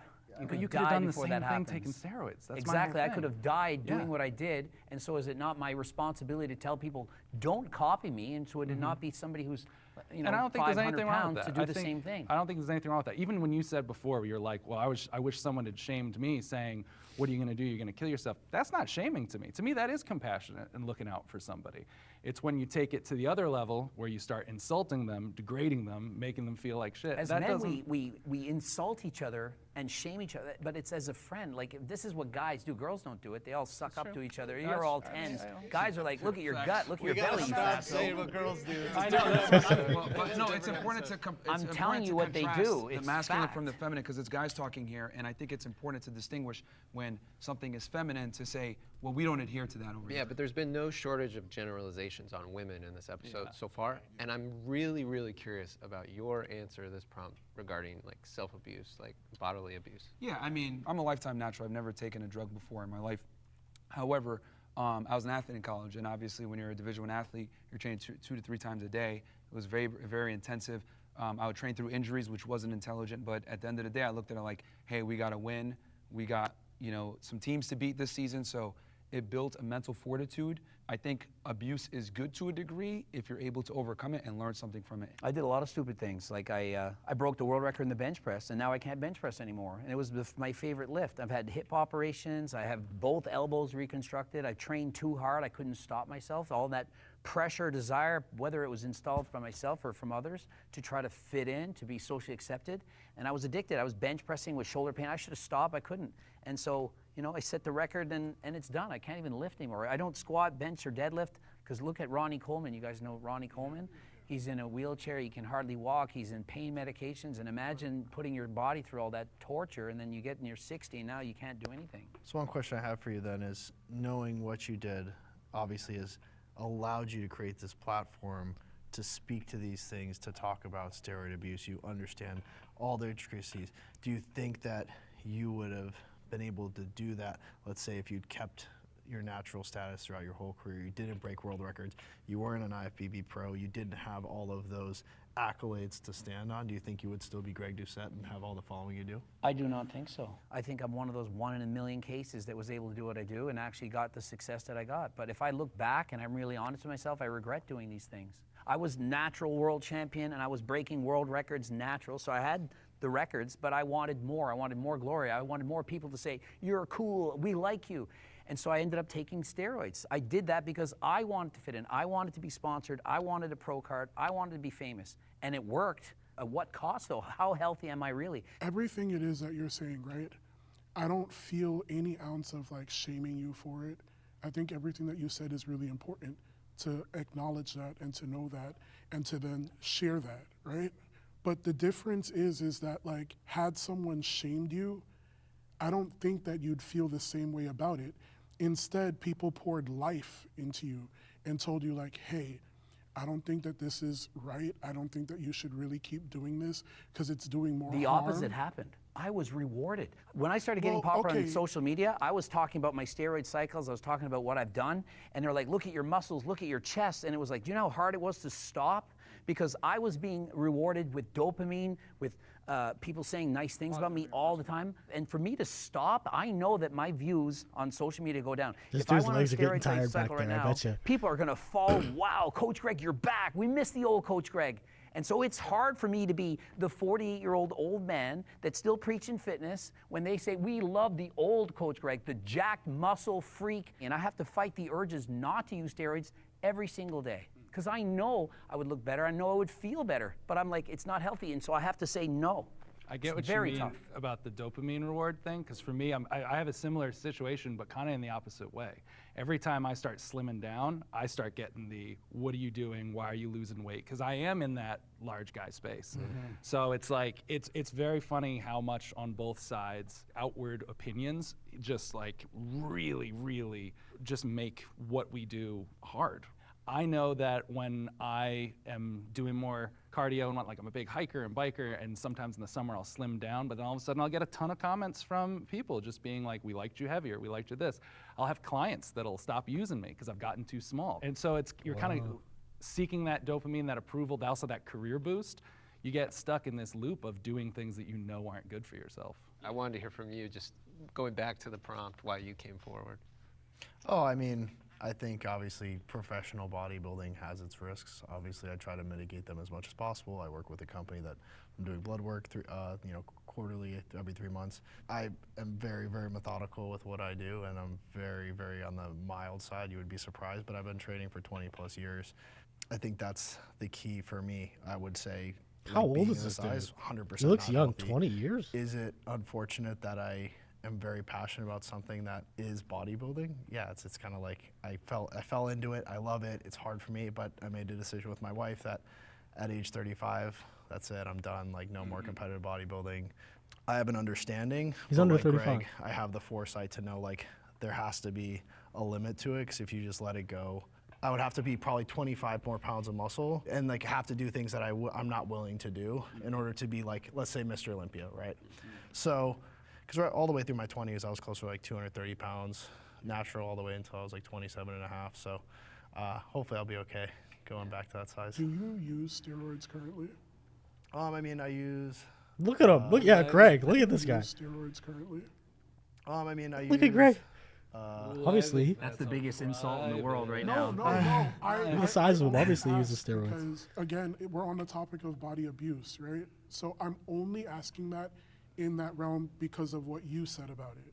I'm not asking that. No, as it's an kind of attack like, it's just or like anything when like you're that. jacked like that and you say, do you use steroids? It's like, you think you can look like this natural? Like if I said, hey, are you on steroids? Look at that body. Like if I said, you look like you're on steroids. Yeah, people think you're on Thank gear. you. It's a compliment. If I yeah. said, obviously you're natural, it'd be like, what the f do Exactly, you mean, yeah. obviously? There's no obvious So to yes, this. I'm enhanced. Okay. It's literally just like He's a 300 question I pounds have, lean. but it's also Of course. just like, well, what do you do as you're progressing in that to get to the points that you want? So that's where that question stems from, and I also really appreciate your candor for that. Yeah, I mean, I think it's, I will 100% say like some of the best shape of my life was natural in my 20s, like very lean, probably my healthiest. Like if anybody tells you they're like an IFBB professional bodybuilder, it's almost 99% of them are in some capacity enhanced. It might be very minimally, it might be through the roof, like you wouldn't even believe what they're taking, but it's there, it's part of the sport, it's unfortunate, but like that's the problem. That's one of the problems we talked about earlier with the fitness industry is like, that's the expectation. Let's bring our disagreeer in. Hey! Good job not abusing yourself. Yeah, so I took abuse as like doing things that's negative for your health, and for me, I've always approached fitness from a health kind of lens, right? Like Myron, I'm 100% natural. I'm never gonna look like Eric. I'm never gonna look like Greg, but it's something I'm content with, right? For me, I'm kind of in for the long term. I want to be able to do what I do when I'm 60, 70, 80, 100. Focusing more on the health aspect of it can be a good middle ground, because I feel like if you're looking from the outside in, sometimes can be like, dude, how am I gonna look like Eric? Like, how is this ever gonna happen, right?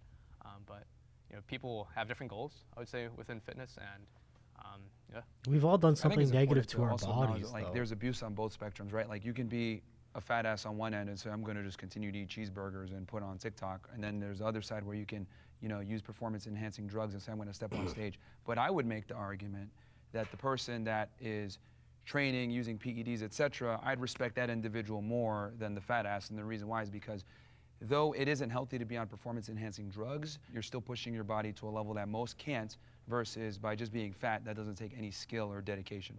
So What if I the had fat to, person is doing guess. something like, maybe they're into quantum physics, maybe they're changing the way we view the world entirely. Are they not valuable because they're not shredded? well, again, we're talking not what about the he's saying. purpose of, abusing your body. Yeah, I'd have more respect for the bodybuilders, my point. Yeah, well, Okay. And I think society would in large as well, which is Okay. why bodybuilders that, Yeah, like a that's Ronnie fair. Coleman, I et get cetera, that. though he is disabled now, et cetera, he's a legend and he's going to go down in history. Yeah, but I actually thought that was a good question. Like what a great film director who's like very overweight and like just totally poured into their craft.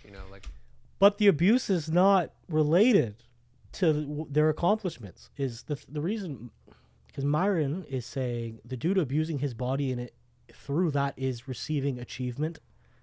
He will have more respect for than the person who is abusing their body and not receiving achievement for it, right? So it's like, yeah, the dude can neglect his health, be 300 pounds fat, and do something like become a great movie director, right? But it's not tied in. It has nothing to do with the body. It just, he's a great movie director who happens to be fat. Whereas what Myron is saying is the bodybuilder is abusing his body and in so becoming something. is there respect Silly. for someone like that? Well, that's great because he's able to do something exceptional, right? And he's able to diversify himself from the general masses, right? But will people know that when they meet him, that he's a famous director, unless he's very prominent?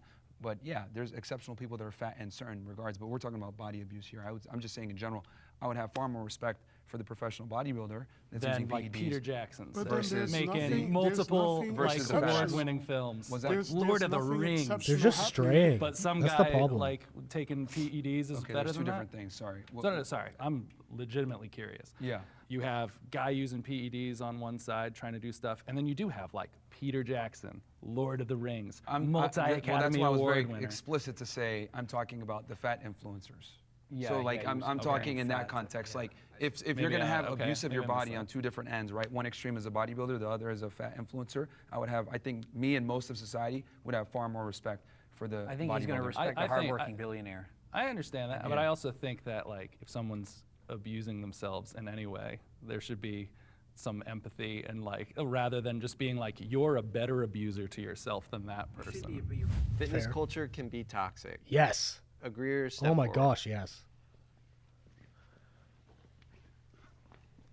If you don't Here step we all up, are exactly. again. I was gonna say if you don't step up, you haven't Yeah. engaged in 100%. fitness culture. I think you can perpetuate so many themes that are so unhealthy. Like there's so many images online of people that post in like the best lighting with a pump. That is the societal norm of like what's good, and it even like affects me because I'll see people and I'm like, oh, I look like garbage compared to that. I think that right now it's like there's a lot of misinformation online when it comes to like how to get fit, how to stay in shape, and a lot of people are monetizing it. These like crazy fad diets, like you can't eat certain things, carbs are bad, fruit has sugar in it, so it's gonna make you fat.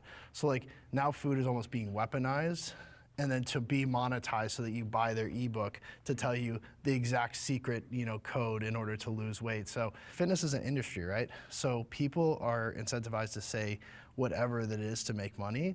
And so it's been harder for me as a coach that takes a more holistic approach to wellness and fitness and saying, hey, it's all about balance. And like Greg's the same way. I know I felt like, I watch a lot of his videos. That is the correct approach to like making a plan that's not super restrictive. So I think that's why, the fitness industry, even being part of it, like is frustrating because there's so much misinformation. I would say also that there's so much pressure to look like us, and it's causing people to develop body dysmorphia. And so this is a huge problem. So when you swipe on Instagram, you're being shown the top 1% of the top 1%. They all have a six-pack abdominals. Everyone feels inferior. There's pressure. Then that causes a whole host of problems, eating disorders, people feeling like shit. They don't like the way they look in the mirror. And then they keep looking for information. And then what information they're getting, half of it's wrong, like you were just describing. And so where do we go from there? There's no solution. I think the issue comes from the misinformation, just the lack of keeping things simple. But we like to have fad diets, go paleo, go vegan, go whatever it may be. And it's like the reality is the best diet is the one that you can adhere to. And I think we need to let people understand that fitness is a lot more sustainable and easier than people think it is, which is why I make fun of fat people so much, because it really is simple and it comes down to numbers and tracking your calories and being disciplined and going to the gym. This is why I have no sympathy for fat people, because it really is simple. But that right there is what keeps guys like us out of getting into fitness. Shouldn't it do the opposite, though? No, no How one wants to come? be told they're a piece of If shit. I was being made fun of all the time for being short, I'd wear shoe lifts to be taller. Let me explain this. Like, shaming rarely works, and I'll bring this back to somebody I follow, and I appreciate their content. This guy named Alex Hormozi. I'm interrupting. Here's the thing, though. Shaming keeps people in check. It doesn't feel good to be insulted. I understand that. But if someone says, hey, you don't look good because you're obese, it is keeping reality in check, right? It's avoiding it's okay to be unhealthy. So shaming has its place, for sure. Does that mean we insult? No. But to say, hey, you don't look good because you're big, prevents them from going, oh, I look good and I'm big. You know what I mean? He does a value equation, and on the top side of that equation, you have the perceived value of whatever you're trying to achieve, plus the perceived chance of success. So how likely are you to, achieve said result? And on the bottom side of the equation, you divide by time, and you divide by effort. Shaming doesn't work because the value equation is driven by those things. So what I think we need to do on this side of the table is there's a foundation to that equation that he's ignoring more that shaming's a accessible, part like of. you said, providing more value-driven information of like how to achieve a calorie deficit in a more sustainable way. How do you make it so it's not so much time? Because so many people waste time, let's say, doing so much excess cardio where strength training should be the main component. So like that's why I think adding value and decreasing time and decreasing the amount of effort is going to give you guys so much more emphasis or ability to achieve the result and more motivation to achieve said result than being like, oh, you're fat, what the fuck? You know what I mean? So that's just my Well, take it's on because it. the fitness industry overcomplicates it so that they can monetize it. So if So they what, tell is you, that oh, their I got fault? the secret sauce. Well, this is why it's important to acquire knowledge and be able to, whether you go ahead and do your own research. And again, it comes back to doing the work, and people get so mad, like, oh, why is this hard? Do your research, look at the studies. There's so much fitness studies out there. There's no secrets. It's just discipline and sustainability Have you over a guys, period have of you time. guys ever been confused about how I agree to with get in Myron stay here, in though. shape based on the information If you that's want it, out there? if you want it bad enough, you can dig and you can find out what you need to do. I do agree with Myron here. Just because there is bad information doesn't mean it's impossible to acquire good information. Totally. I would never, ever take advice from you to get that advice or to gain that knowledge because of whatever this disposition it is that you have going on, right? That's silly. I mean, Can you describe it? I mean, I think I just keep it real. I don't. I wouldn't that's even fine. enable it toxic, but I think it's like you have this perspective about the world around you that I think is kind of really warped, and I don't understand why. And I would like to understand why. And I'm not getting it because you're like shame is the answer and stuff like that. But It's worked for not. centuries. It's not though. It's why you have so much conflict. It's why we're literally sitting here today having this discussion. So here's the thing. You operate on what's ideal. I operate on what's real. And the reality is what's that the world real, is a much though? colder and harder place than you think it is, but you want to, people to just understand you and see your perspective and see you as how you see yourself. The reality is the world's never going to see you how you see yourself. They're going to see you on how you display yourself to them. And when you are fat, out of shape, etc., the people, and if they don't get to know you and talk to you and have a conversation with you, they're going to assume certain things. That's just the world that we live in. Just to dig a little deeper into that, has something happened to you to confirm that observation that you have? No, I mean, I just live in objective reality, and objective reality isn't as nice as you think it is. So you're not drawing from a personal experience at all? No, I'm speaking fairly objectively that these are the conversations that people have behind closed doors, but they don't want to say out loud because for fear of cancellation, for fear of coming off as an asshole, etc. I'm just saying how people really feel, but they're scared to say it. Coming from No one's really brought up what I said. So I kind of want to expand on it a little bit because I thought maybe someone would. But what I was saying is that shame can be foundational in that it is a glue to the negative connotation ascribed to being fat, right? If I say, buddy, you're big, you need to change that, it's shame. But when enough people do that, it keeps that negative connotation to obesity and inspires change in people as a result.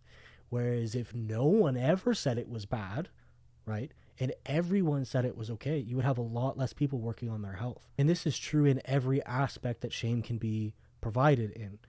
And so I'm going to give a little anecdote. This story is insane. So bullying has been really cracked down on in schools.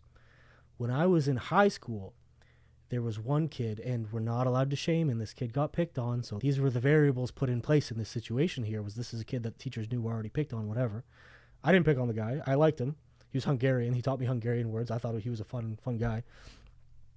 But this kid brought either his mother or his sisters, someone from his family, brought a used tampon to school in a Ziploc bag and was showing it to people.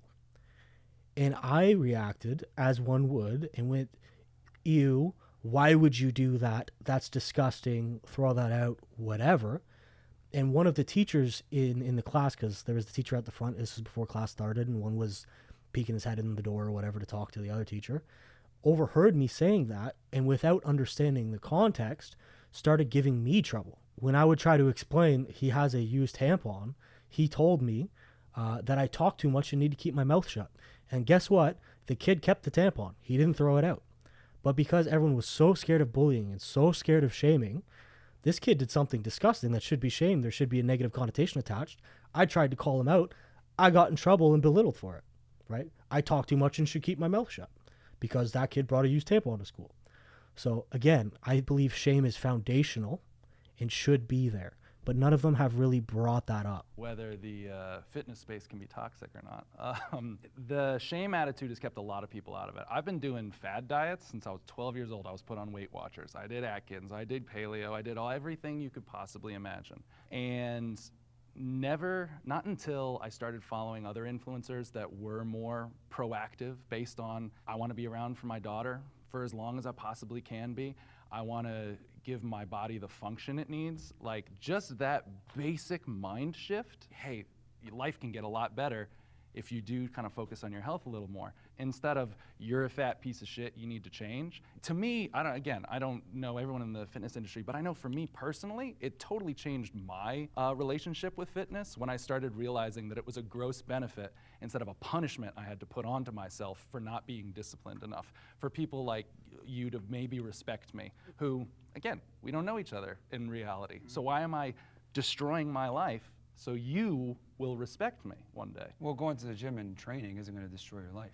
And it does. It's going to enhance it, if anything. But I'm saying, it's going to enhance it. But yeah, I do that. I'm saying it wasn't until someone told me about those enhancements and kind of approached it with more of an empathetic way of being that it seemed attractive to me at all to be a part of it.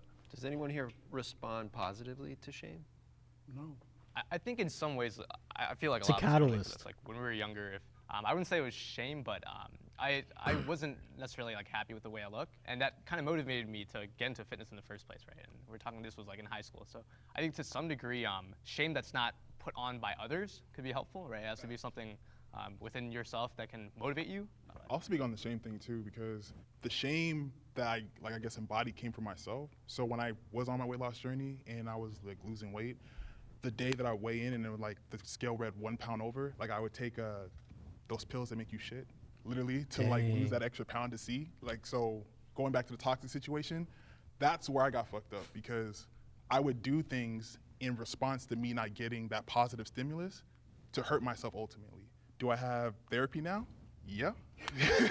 Because it's like it's a double-edged sword for sure. I think shame is good. I think it's a very natural response to inadequacy, and it tells people that, hey, maybe I need to change. Like being bullied as a man, being shamed, it's a good thing because it stimulates you to change and make a better difference most of the time. But some people don't respond. Like some people, when they get shamed, they get shut down, and now they proceed further into that negative, behavior, because it's not something, as Zach and everybody else was mentioning, was positive to bridge that gap. That's a part of the masculine journey, is overcoming adversity. It's not a talk of masculinity, bro. It's just like being a pussy and being like, okay, I'm going to prove you wrong. And this is the thing, it makes or breaks you. Not everyone's going to win. We need winners and we need losers. The losers are the ones that shut down like, oh, I'm sad now. I'm going to continue eating ice cream. Okay, you're a fucking loser. Stay over there. But there's guys that rise up to the challenge and say, you know what, I'm going to do better. I'm going to fucking surpass you. And that's where guys need to be. You need that killer instinct where you use that as fuel. It's up to you how you want to do it. Isn't the goal of the fitness industry to get people more fit? Is course. that the blanket goal? Of course. And we're saying shame and calling me a piece of shit doesn't motivate me to get more. It does work Well, we need for winners and people. losers. No, We need winners and losers. The industry Like there's is going to the be one inevitably catering there's to going to the be people, losers. If you correct? don't respond favorably to shame and bullying, etc., and you don't overcome it, you're effectively a loser. Let's be clear though, you just said the right word, fitness industry. It is a industry. Yeah. It is to make money. It's not necessarily to get people into shape, it's to make money. So sure, there's gonna be junctions along the way. Like I'm a coach, there has to be tough love. Like if you're not doing the things you're supposed to be doing, I have to be a little bit harder on you. But that's not gonna start your journey, me being like, you're a fat piece of shit. Whereas like, if we get into it and we're 3 months in and you're not making progress because there's a lot of things you're not doing that we're coaching you on, then of course there's gonna be some tough love. There's gonna be some extra. What's the definition of shame? A painful feeling of humiliation or distress caused by the consciousness of wrong or foolish behavior. Okay, based off of that definition, as I said, shame is foundational for any change initiated as a human being. I disagree. Extra accountability, but I think there's a difference between accountability and tough love than just like shaming somebody into doing something, because Totally that's not agree. going to create that like long-term ability to obviously achieve it on their own. But Myron would prefer, you would prefer Shaming, shame. shaming is a component to get people to be accountable. We all About just my want to situation. know when shame motivated you to be better. Me personally? Yeah. I mean, I'm speaking in general here as No, far I know, as like but don't shame speak working. general. But Speak for yourself, personally. When Well, did see- shame change your life? oh well, here's the thing. I think every man growing up has been shamed to some degree, where they're like, you know what, I need to improve this. Whether they grew up No, skinny. You though. Right. Well, yeah. I mean, I was skinny, right? And then I got picked on, and I was like, okay, I'm either gonna let this define me or I'm gonna overcome. And I was like, all right, I'm gonna go to the gym and start training. But does it work in any other interpersonal relationship? Like, have your parents ever shamed you, come down on you, made you feel like shit? Absolutely. But did and you I thank them deserve for it. all of it, No, 100% of it? Absolutely, they shame me, and I think that's fantastic. And I think that's a part of your parent's job is to shame you for your fuck ups. What about people in abusive relationships or with abusive parents who are now in no contact situations or anything like that? Not me. I love my folks. They're great. Yeah. But like, just for the TV record, Yeah. in case they watch it. Like, but I know a lot of people who There's are always on a like line. no There's contact. always a line. But So that's all I'm saying is in the in the fitness world, I would rather be with someone who's trying to uplift me, trying to get me to improve, hold me accountable. Tough love, absolutely, I think is important. Yeah. There's a total difference between tough love and shame. Absolutely. shame is a component of tough love. Shame You're using is shame. only You're done with the intent to hurt somebody. Well, No, we no. gotta reset. You gotta reset. That's That's fine. not it though. I would not like to be on the other side. If that's true for you, come forward. This will be interesting. I'm very medium on this. The fact When I that was in any high big dude is school, walking they up is do weird. Graduation photos, and they had a saying, and my saying was, my worst nightmare would be if I gained 10 pounds of fat. Literally, grade 12, I remember it clear as day. I was already a competitive bodybuilder, and so to imagine being 100 or 200 pounds overweight when I strived my whole life to look kind of like this, I just couldn't imagine it. It would be a nightmare for me. I agree. From like a health perspective, like being overweight or obese like, puts you at a higher risk of developing chronic illnesses, and I think I wouldn't want to be in that position. And if I was in that position, I would do what I can in order to get to a healthier weight. Okay, so I just want to make sure everyone gets to say their piece before I go. I mean, yeah, it's completely unacceptable to be fat as a man, man. It's completely unacceptable. It's just Man. so many problems with it. I've been fat, I've been skinny, and I've been in shape, and I will pick being in shape every single time. Just like if you have someone that's rich versus someone that's poor, they will pick being rich every single time. And the thing is that most fat people, not all, but most, have never even seen their abs. They've never seen what their body is capable of. They've never been actually happy with their physique. And once you get that taste, you're never going to want to go back. And then on top of that, you're going to want to go ahead and tell all those fat asses that you were once friends with, you need to get in shape. This is awesome. But the reality is we live in this crazy world where we coddle fat people, we coddle idiots, we coddle morons, and we don't hold anybody accountable, and we allow mediocrity to strive in the West. And I think we need to go back to shaming fat people. We need to go back to making fun of them. I mean, if I was president, hell, I'd put all of them in a fat concentration camp so they could concentrate on dieting and exercising, because being fat is completely not acceptable. I'd have these people back in shape, because what people don't also understand is that fat people bring a big burden on the healthcare system. Well, Obesity, diabetes, heart disease, etc. It's a big problem. Do you really mean that, or are you just saying that. I'm dead ass. Yeah. If I was president, make me Damn. president, I would get rid of the obesity problem like that. I find it interesting that they can lock us up in their homes for almost 2 years saying wear a mask, etc. But then I say, I'm gonna lock these dudes up in a concentration camp where we're gonna get them healthy food, we're gonna get them exercising, and I'm looked at as crazy. Yeah, I disagree hear so what you're heavily. saying. There's a I distinction shouldn't have to between say it, having but opinions about how COVID was handled and genuinely believing that all fat people should be in a concentration camp. Yes, And a I just wanna make concentration sure- camp. Let me be clear. I'm talking about a concentration camp where they're concentrating on diet and exercise. So I wouldn't necessarily want to go from one extreme to another. I also would not want to be spewing out stuff just to hopefully get a viral clip. So if you could know- snap your fingers and look like any of us, would you not do it? Like, would it not be I'd worth probably it? choose to look like Tyler. I want to go to a place where it's comfortable and it's healthy all around.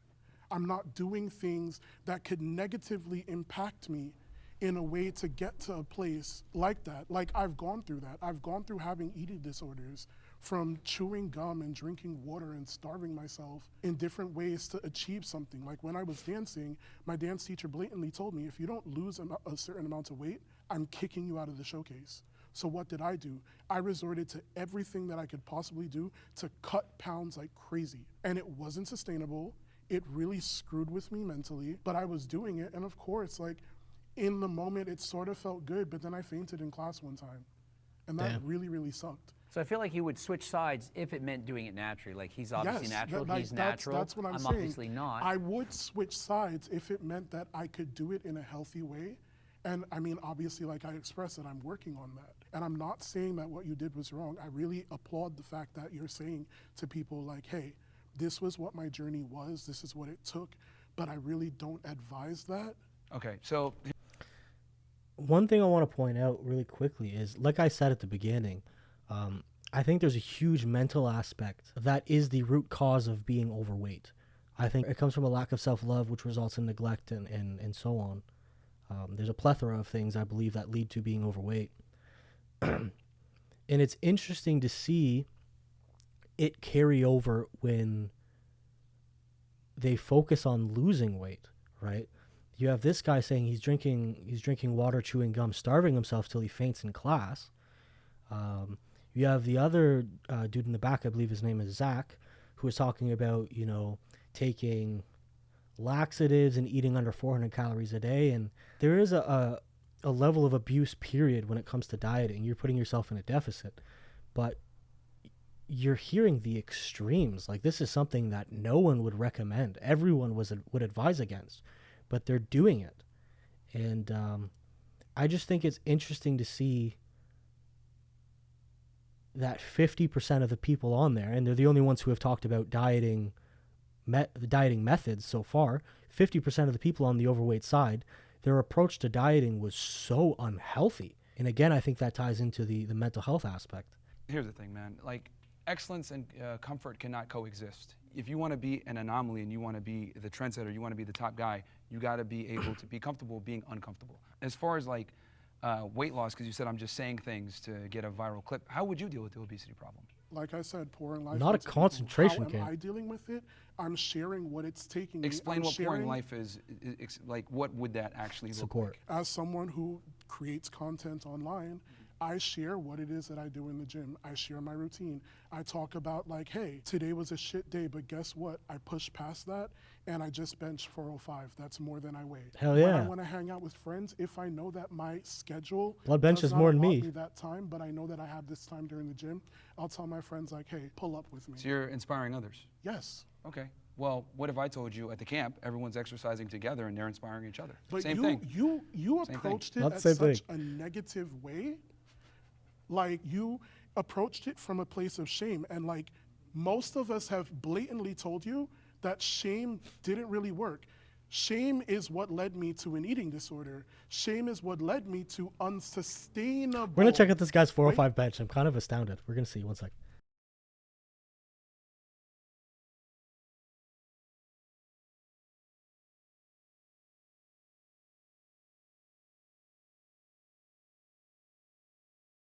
And How's that, what though? we're looking for is Whose fault is that? stability. Whose fault is that you decided to go an unsustainable route with dieting? Whose fault is So if I was given a timeline that I needed to meet and I'm trying to figure out without also having the tools to do so the proper way, and I'm just grasping at straws on how I do it, yeah, it's not sustainable.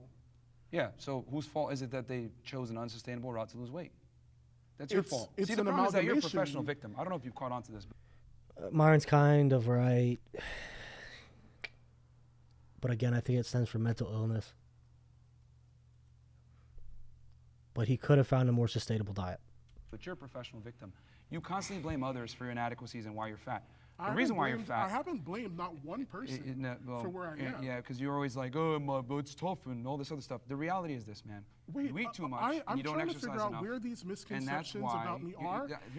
Again, you can say whatever Okay, you want to say. I do want to press. What- and here's the- like I I want said, to I press. called you and out here- on here's it, the- and I said I it. wanna You're press pause. And this is searching how for fat a people viral think. clip. Listen to the moderator. You're searching for a has an viral clip, excuse for and why I they're think fat. that it's really sad. And they can't Okay. take I think accountability it's for why really, they're fat. really sad. We got to pause. Let's bring in our disagreeers. You guys were arguing so much, I forgot the prompt. What was the prompt again? You don't want to be I, fit. I don't want to be on the other side. Oh, okay. No, of course I would. I'm a curious person. I have been in much more Couldn't you sit? traditional, like aesthetically pleasing shape in my past, but I've never gotten to like your guys' standards. And of course, I'm curious about anyone's life, like what it's like to walk through their shoes. So I don't see why I wouldn't be. Yeah, I absolutely chose to, if I could, I'd switch. So when I was my lightest weight, which was 273, I forgot the prompt too. I'm sorry. Yeah, he was saying he would like to be on the other side. All right, God bless. I wasn't anywhere near you guys, but I had muscles. I felt really good about myself. And now that I've fallen back, I literally like almost hate life because Oh, I sorry, got bro. somewhere, got really close, and it was out of reach. And now I'm falling back and I gotta fight again. So if I could, I'd absolutely would switch. What and makes come it back. hard to, like, I don't understand, like, you were 273 feeling great. Be nice, How Greg. did you get back? Like, I'm curious, Yeah. genuinely curious. No, absolutely. that happen? So when I started my weight loss journey, I was very focused. Like I can't take any outside help. Like I got to do this on my own. I did all the research myself. So my problem was when I would hit plateaus, it hit hard because I'm like, I'm doing what I'm supposed to do. Why not cutting weight? So eventually I hit enough plateaus to where like my mentality was just breaking down. Yeah, no, I mean, I agree with the prompt, just saying like, I probably wouldn't go extreme like on your side of the spectrum, so that kind of stuff, but I would like to look like Tyler. Everyone wants to look like that. Tyler is the ideal for me of what I want to look like, but I mean, I wouldn't be that short too, but I think, Jeez, man, be I'm nice. just going to say it, the elephant in the room. Every fat person would want to be in shape. The problem is that they're not willing to do what's required to get in shape. Myron, That's why be they're nice. fat. They're But conceding. it's abundantly clear what you think. Like we've a got lie. it. We've Kudos got to it. you. It's a lie. The next prompt is your physique is in your control. Everyone should sit. Everyone should sit. There are variables that make it more difficult. The mental aspect is what I've been focusing on. It's probably annoying at this point to hear me talk about it, but it's entirely your decision. Entirely. Can the agreeers please step forward? Yeah, there you go. So long story short, in 2018, I got to my heaviest weight, which was 441 pounds, and I was depressed as like. I'm not gonna cuss, but You can say it. I was depressed as fuck, man. Like it was really hard. I like My this weight guy. had built like a cage around my mind. So even things that I knew were good for me, I couldn't even like go for it because my mentality was just so messed up. And it got to the point to where I had someone tell me like, dude, you're gonna die. And that hurt, you know? And I just flipped things around. And I think one thing we haven't mentioned is accountability. I think that's the biggest thing. When I was growing up, my weight was always blamed on someone else. I was like, oh, it's my parents feeding me too much. And it's like, you can close your mouth. Like, I don't have to eat, you know? But when I finally made that change in my head, I realized that where you're at, given like the ideal circumstances, it is your choice. I am where I'm at now because I made a series of wrong choices and didn't handle myself correctly. I mean, I love that they've gotten plus-sized individuals on this who are extraordinarily self-aware. Like every time they open their mouth, for the most part, there are some times where it's not the case. Like my respect for them grows, you know, and I'm super happy that they were able to get self-aware, intelligent, heavier people, you know, because there would be a lot of people that would fight tooth and nail to say that this isn't my fault and this is just how it is and it's perfectly fine, and you know, but these people are, you know, Their head's screwed on properly. And I have a lot of respect for them. I mean, you deserve to be depressed if you're fat. I mean, the reality is that, see, depression is a very healthy response to inadequacy. When you're a man, you got to go out there and produce. We're not women where we can just coast on our looks and make it through life. As a man, you must produce I financially. gotta cut you off, bro, because no one deserves to be like, people die from that shit, bro. Yeah, no one deserves to be depressed. depressed. Let me finish. The reason why you feel depressed, and it's a healthy response to you being fat, is because it's your body telling you, like, wow, what are you doing? You need to fix this. You're sad because you're not going out there and accomplishing what you're supposed to do. It's your masculine duty to make money, to be successful, to lose weight, to be strong and fit, so that you can protect and provide for the people that you love. And when you're not able to do that, you get depressed and you get sad, rightfully so, because you're a fuck up. Sad, we have to differentiate a little, and I think that that's what he's not doing. Sadness results from inadequacy for sure. If you're messing up, you're not going to feel good about yourself. Depression, on the other hand, is a large umbrella, that includes things like clinical depression. That to say that like they deserve that and to essentially wish that on someone is crazy. Have you experienced depression? Well, I've had times where I've been sad and stuff, but I always get over it. So you shouldn't speak on it then. Yeah. I think that's very insensitive people to Yeah, people who actually people have deserve mental to be health honest. Depression most of the time is not real. No. That's fucking wild. No. That's Okay. fucking wild. It's The not. earth is flat. A lot of the times when people are depressed, it's because of their own inadequacies.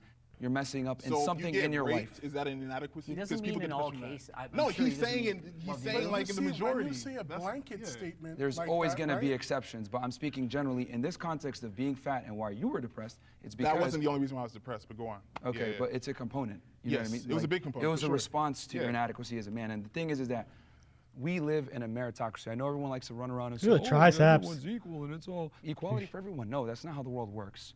Why the fuck should I be treated equally to someone who's fat, broke, not disciplined, and not as intelligent? It's a competition. equality Life come is a from? competition. Where are you getting the notions that people are not disciplined? Where is that coming from? If you look at depressed guys, etc., Myron, the way he presents everything, I disagree with a lot of what he's saying. God bless him. And he's presenting things terribly crudely. But he's correct here. If you're overweight, it's because you did not search for the structure that would rectify that, and then you did not adhere to the structure. And it would require discipline to enact those things. So if you are still overweight, it is either due to a lack of care, you genuinely just don't care to change yourself, which self-love issue, or a lack of discipline. You want to change, but you can't. And the can't stems from a lack of effort. 100%. look at their life 9 out of 10 times. They're not going to the gym. They're not making the money that they're supposed to be making. They're not where they need to be. Show me a guy that's making money, successful, has a good set of friends around him, has a network, etc., that is depressed. You would rarely find that. Are there exceptions? Robin Williams. Of course. There's Robin always, Williams. there's always exceptions to the rule. There's always Not exceptions to the rule. exceptions. There's always exceptions to the rule. But in general, Understand that it's not black and white. when you get depressed, a lot of the times it's because you're a fuck up and it's your body's natural response to you being a fuck up. Has anyone here ever felt like they didn't have control over their body or their physique? There's times Everyone's where I felt like I sad. didn't have the control I wanted, but there was never a point where I'm like, this isn't within my ability to do. Yeah, I think we all go through stages, especially mental Yeah, health. you like- wish it was easier sometimes, but other than that, it's like, no, of course I'm in control of it. I know I am. So, I've started a fitness journey. I've been smaller, I've been bigger. I used to be a dancer. This really was what fueled me, hit a depression. I turned to food as, something to comfort me. And I realized that I was spiraling, right? Started working out again, kind of fell off of it. But this year I told myself it was my year of renaissance, right? That I was going to actively make the changes in all aspects of my life, including my health, including what my body looks like and what my body is capable of. And so I've been doing that. Now, did that mean that I was any less of a hard worker? No. I fucking worked 3 jobs, 2 of them that I love and 1 of them as a survival job to make sure that I'm able to continue doing what I love. Nice. So I go to the gym every single day after work. It doesn't matter what time I get off of work. It doesn't matter what things that I have going on after work, I go. But again, going back to assumptions, you looked at me and you made assumptions about laziness, about not caring about my health and things like that, when that's the complete opposite. I reached out, I got myself a trainer because I was like, I can't do this alone. And Yeah, but here's the thing. Someone who is actually working on it is the exemption, right? The only person that it doesn't apply to is the person who's actively fixing it. And as I said in the beginning, it doesn't apply to someone who is large, right, but is recovering from that state. If you were 600 pounds and now you're 300 pounds and you're pushing, right, the outward appearance does not reflect your inward state in that scenario. So I told him straight up, these are the things that I want you to work on with me. I want to work on building mass, losing weight, but most importantly, consistency. And I feel like all of you guys can agree that that's what it is, right? Am I where I ideally want to be yet? No. But I also learned that I needed to love myself as I am right now and build those tools so that when I get to where I'm going, I can enjoy it that much more because it's a labor of love. It doesn't have to be a labor of love. Some people who are overweight, are they going to the gym? Are they putting the fork down? Are they doing the things they need to do? If they spent 14 hours a week doing cardio and eating healthy, they would lose the weight. I spend 14 hours a week learning Spanish, even though I am horrible at it, but I'm trying my best. And if everyone else tried their best, we wouldn't see anyone morbidly obese on this planet. I don't disagree with you at all, but I think you said it's like you're spending 14 hours doing Spanish. For me, you know, I still work out every week. I still prioritize my health, but there are other things in my life that do Eat take a half higher the calories, and you're going to be very skinny. But that doesn't Guaranteed. matter to me. That's the whole I'm thing. not saying you need to. I'm just saying no one should make excuses. And that's why I think that's why we all sat down. I totally agree. It's within my, because I've gotten really svelte in my past, but I was at like my worst state mentally. Like didn't feel good. Wasn't prioritizing the things that meant something to me in my life. My career, my family, my daughter. Health is still super important to me. That's why I still work out, still lift, still do cardio, still hike, still bike, still do all those things. The amount of time I've had to spend in the past to get to that isn't worth it in my daily life. I'd rather spend that time, you know, focusing on that. Also, would you agree, like looking at his physique, like he's at a perfectly, I would say, maybe healthy. No. You think? He's definitely overweight, definitely obese. I mean, if you count BMI, I'm not trying to put you no, down, no, just no. being honest. By a BMI standpoint, But there's a I'm big difference absolutely between obese. this weight and if you gain 200 pounds. But if you gain 200 pounds, it'd be like, why are you doing this to yourself? You know what I mean? But I wouldn't be happy gaining 200 pounds. That's kind of what I'm saying, is I kind of found kind of like a homeostasis where I'm happy and I feel healthy and I feel active and I feel like I can do what I need to do. All my numbers are in the right place. Nice. So I feel good. It's just, it hasn't been a priority for me to go further. Yeah, you don't need to. It's all about balance for me. Hey, Halfway what there. about you? I just want to hear I from was you. going to say, I was in the same boat as him. I feel like myself, I feel comfortable with where I'm at right now. I've lost 100 pounds. Nice. Congrats. I know, man. thanks. And I can keep going and I can step, but like doctor says, everything's fine with you. You are obese, but I will never forget the doctor told me you're healthy obese, which was like blew my mind. Healthy for being obese. Yeah, so probably. I needed just one health condition to qualify under health insurance for a weight loss supplement for them. I didn't qualify. I had no high blood pressure, didn't have diabetes, didn't have anything else. So I was like, okay, well, I just want to lose weight because obviously as I get older, it's not going to be like that. But I mean, perfectly, I know I have the control to get where I'm at right now or where I want to be, but I'm pretty happy. So. Yeah, that's awesome. Again, I feel like what's sustainable is different for everyone, right? I think there's a way to weave in fitness in your life in a sustainable manner that might not encompass you losing a ton of weight. I think people kind of have different stages in life where they're focusing on different things, and I think that's something I can completely respect. Yeah. At the end of the day, as long as you know that you have the agency to actually make that change, when the time comes, when you want to do it, like I don't see anything wrong with that. I was very curious, out of show of hands, who here feels like after spending time in this space, you feel like you're closer to understanding the other side than when we stepped in the room? Yeah. A little surprised. I understand it less.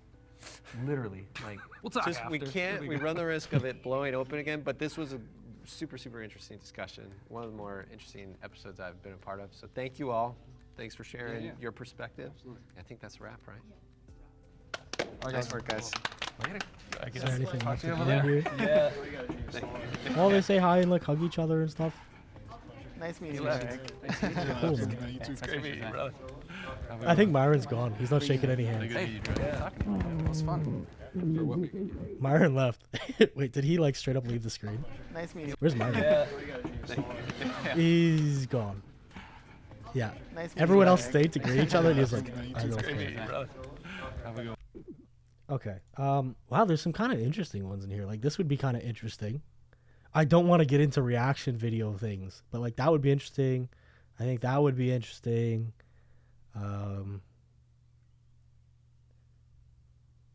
Yeah, I think it would be. I don't want to get into reaction video.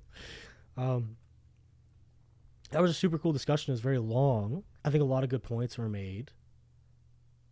It was interesting to hear how vastly different people can process the same topic. I'm afraid that the fit men are going to be seen as toxic because the most vocal presented things rather crudely and had some interesting opinions. But no, I appreciated the fat men that were on the panel there. I appreciated a lot of the discussion. I thought it was good, man. And I'm happy that it's being talked about. Let's see the comments here. Let's see if anyone's upset in the comments. Same is probably the worst way to help someone. Setting an example and being supportive is much better. You see, here's the thing. Like I said, I think it's a good foundation. When it comes down to actually having someone, like, for instance, I coach probably about 6 people at the moment. There is no level of shame on a one-to-one basis.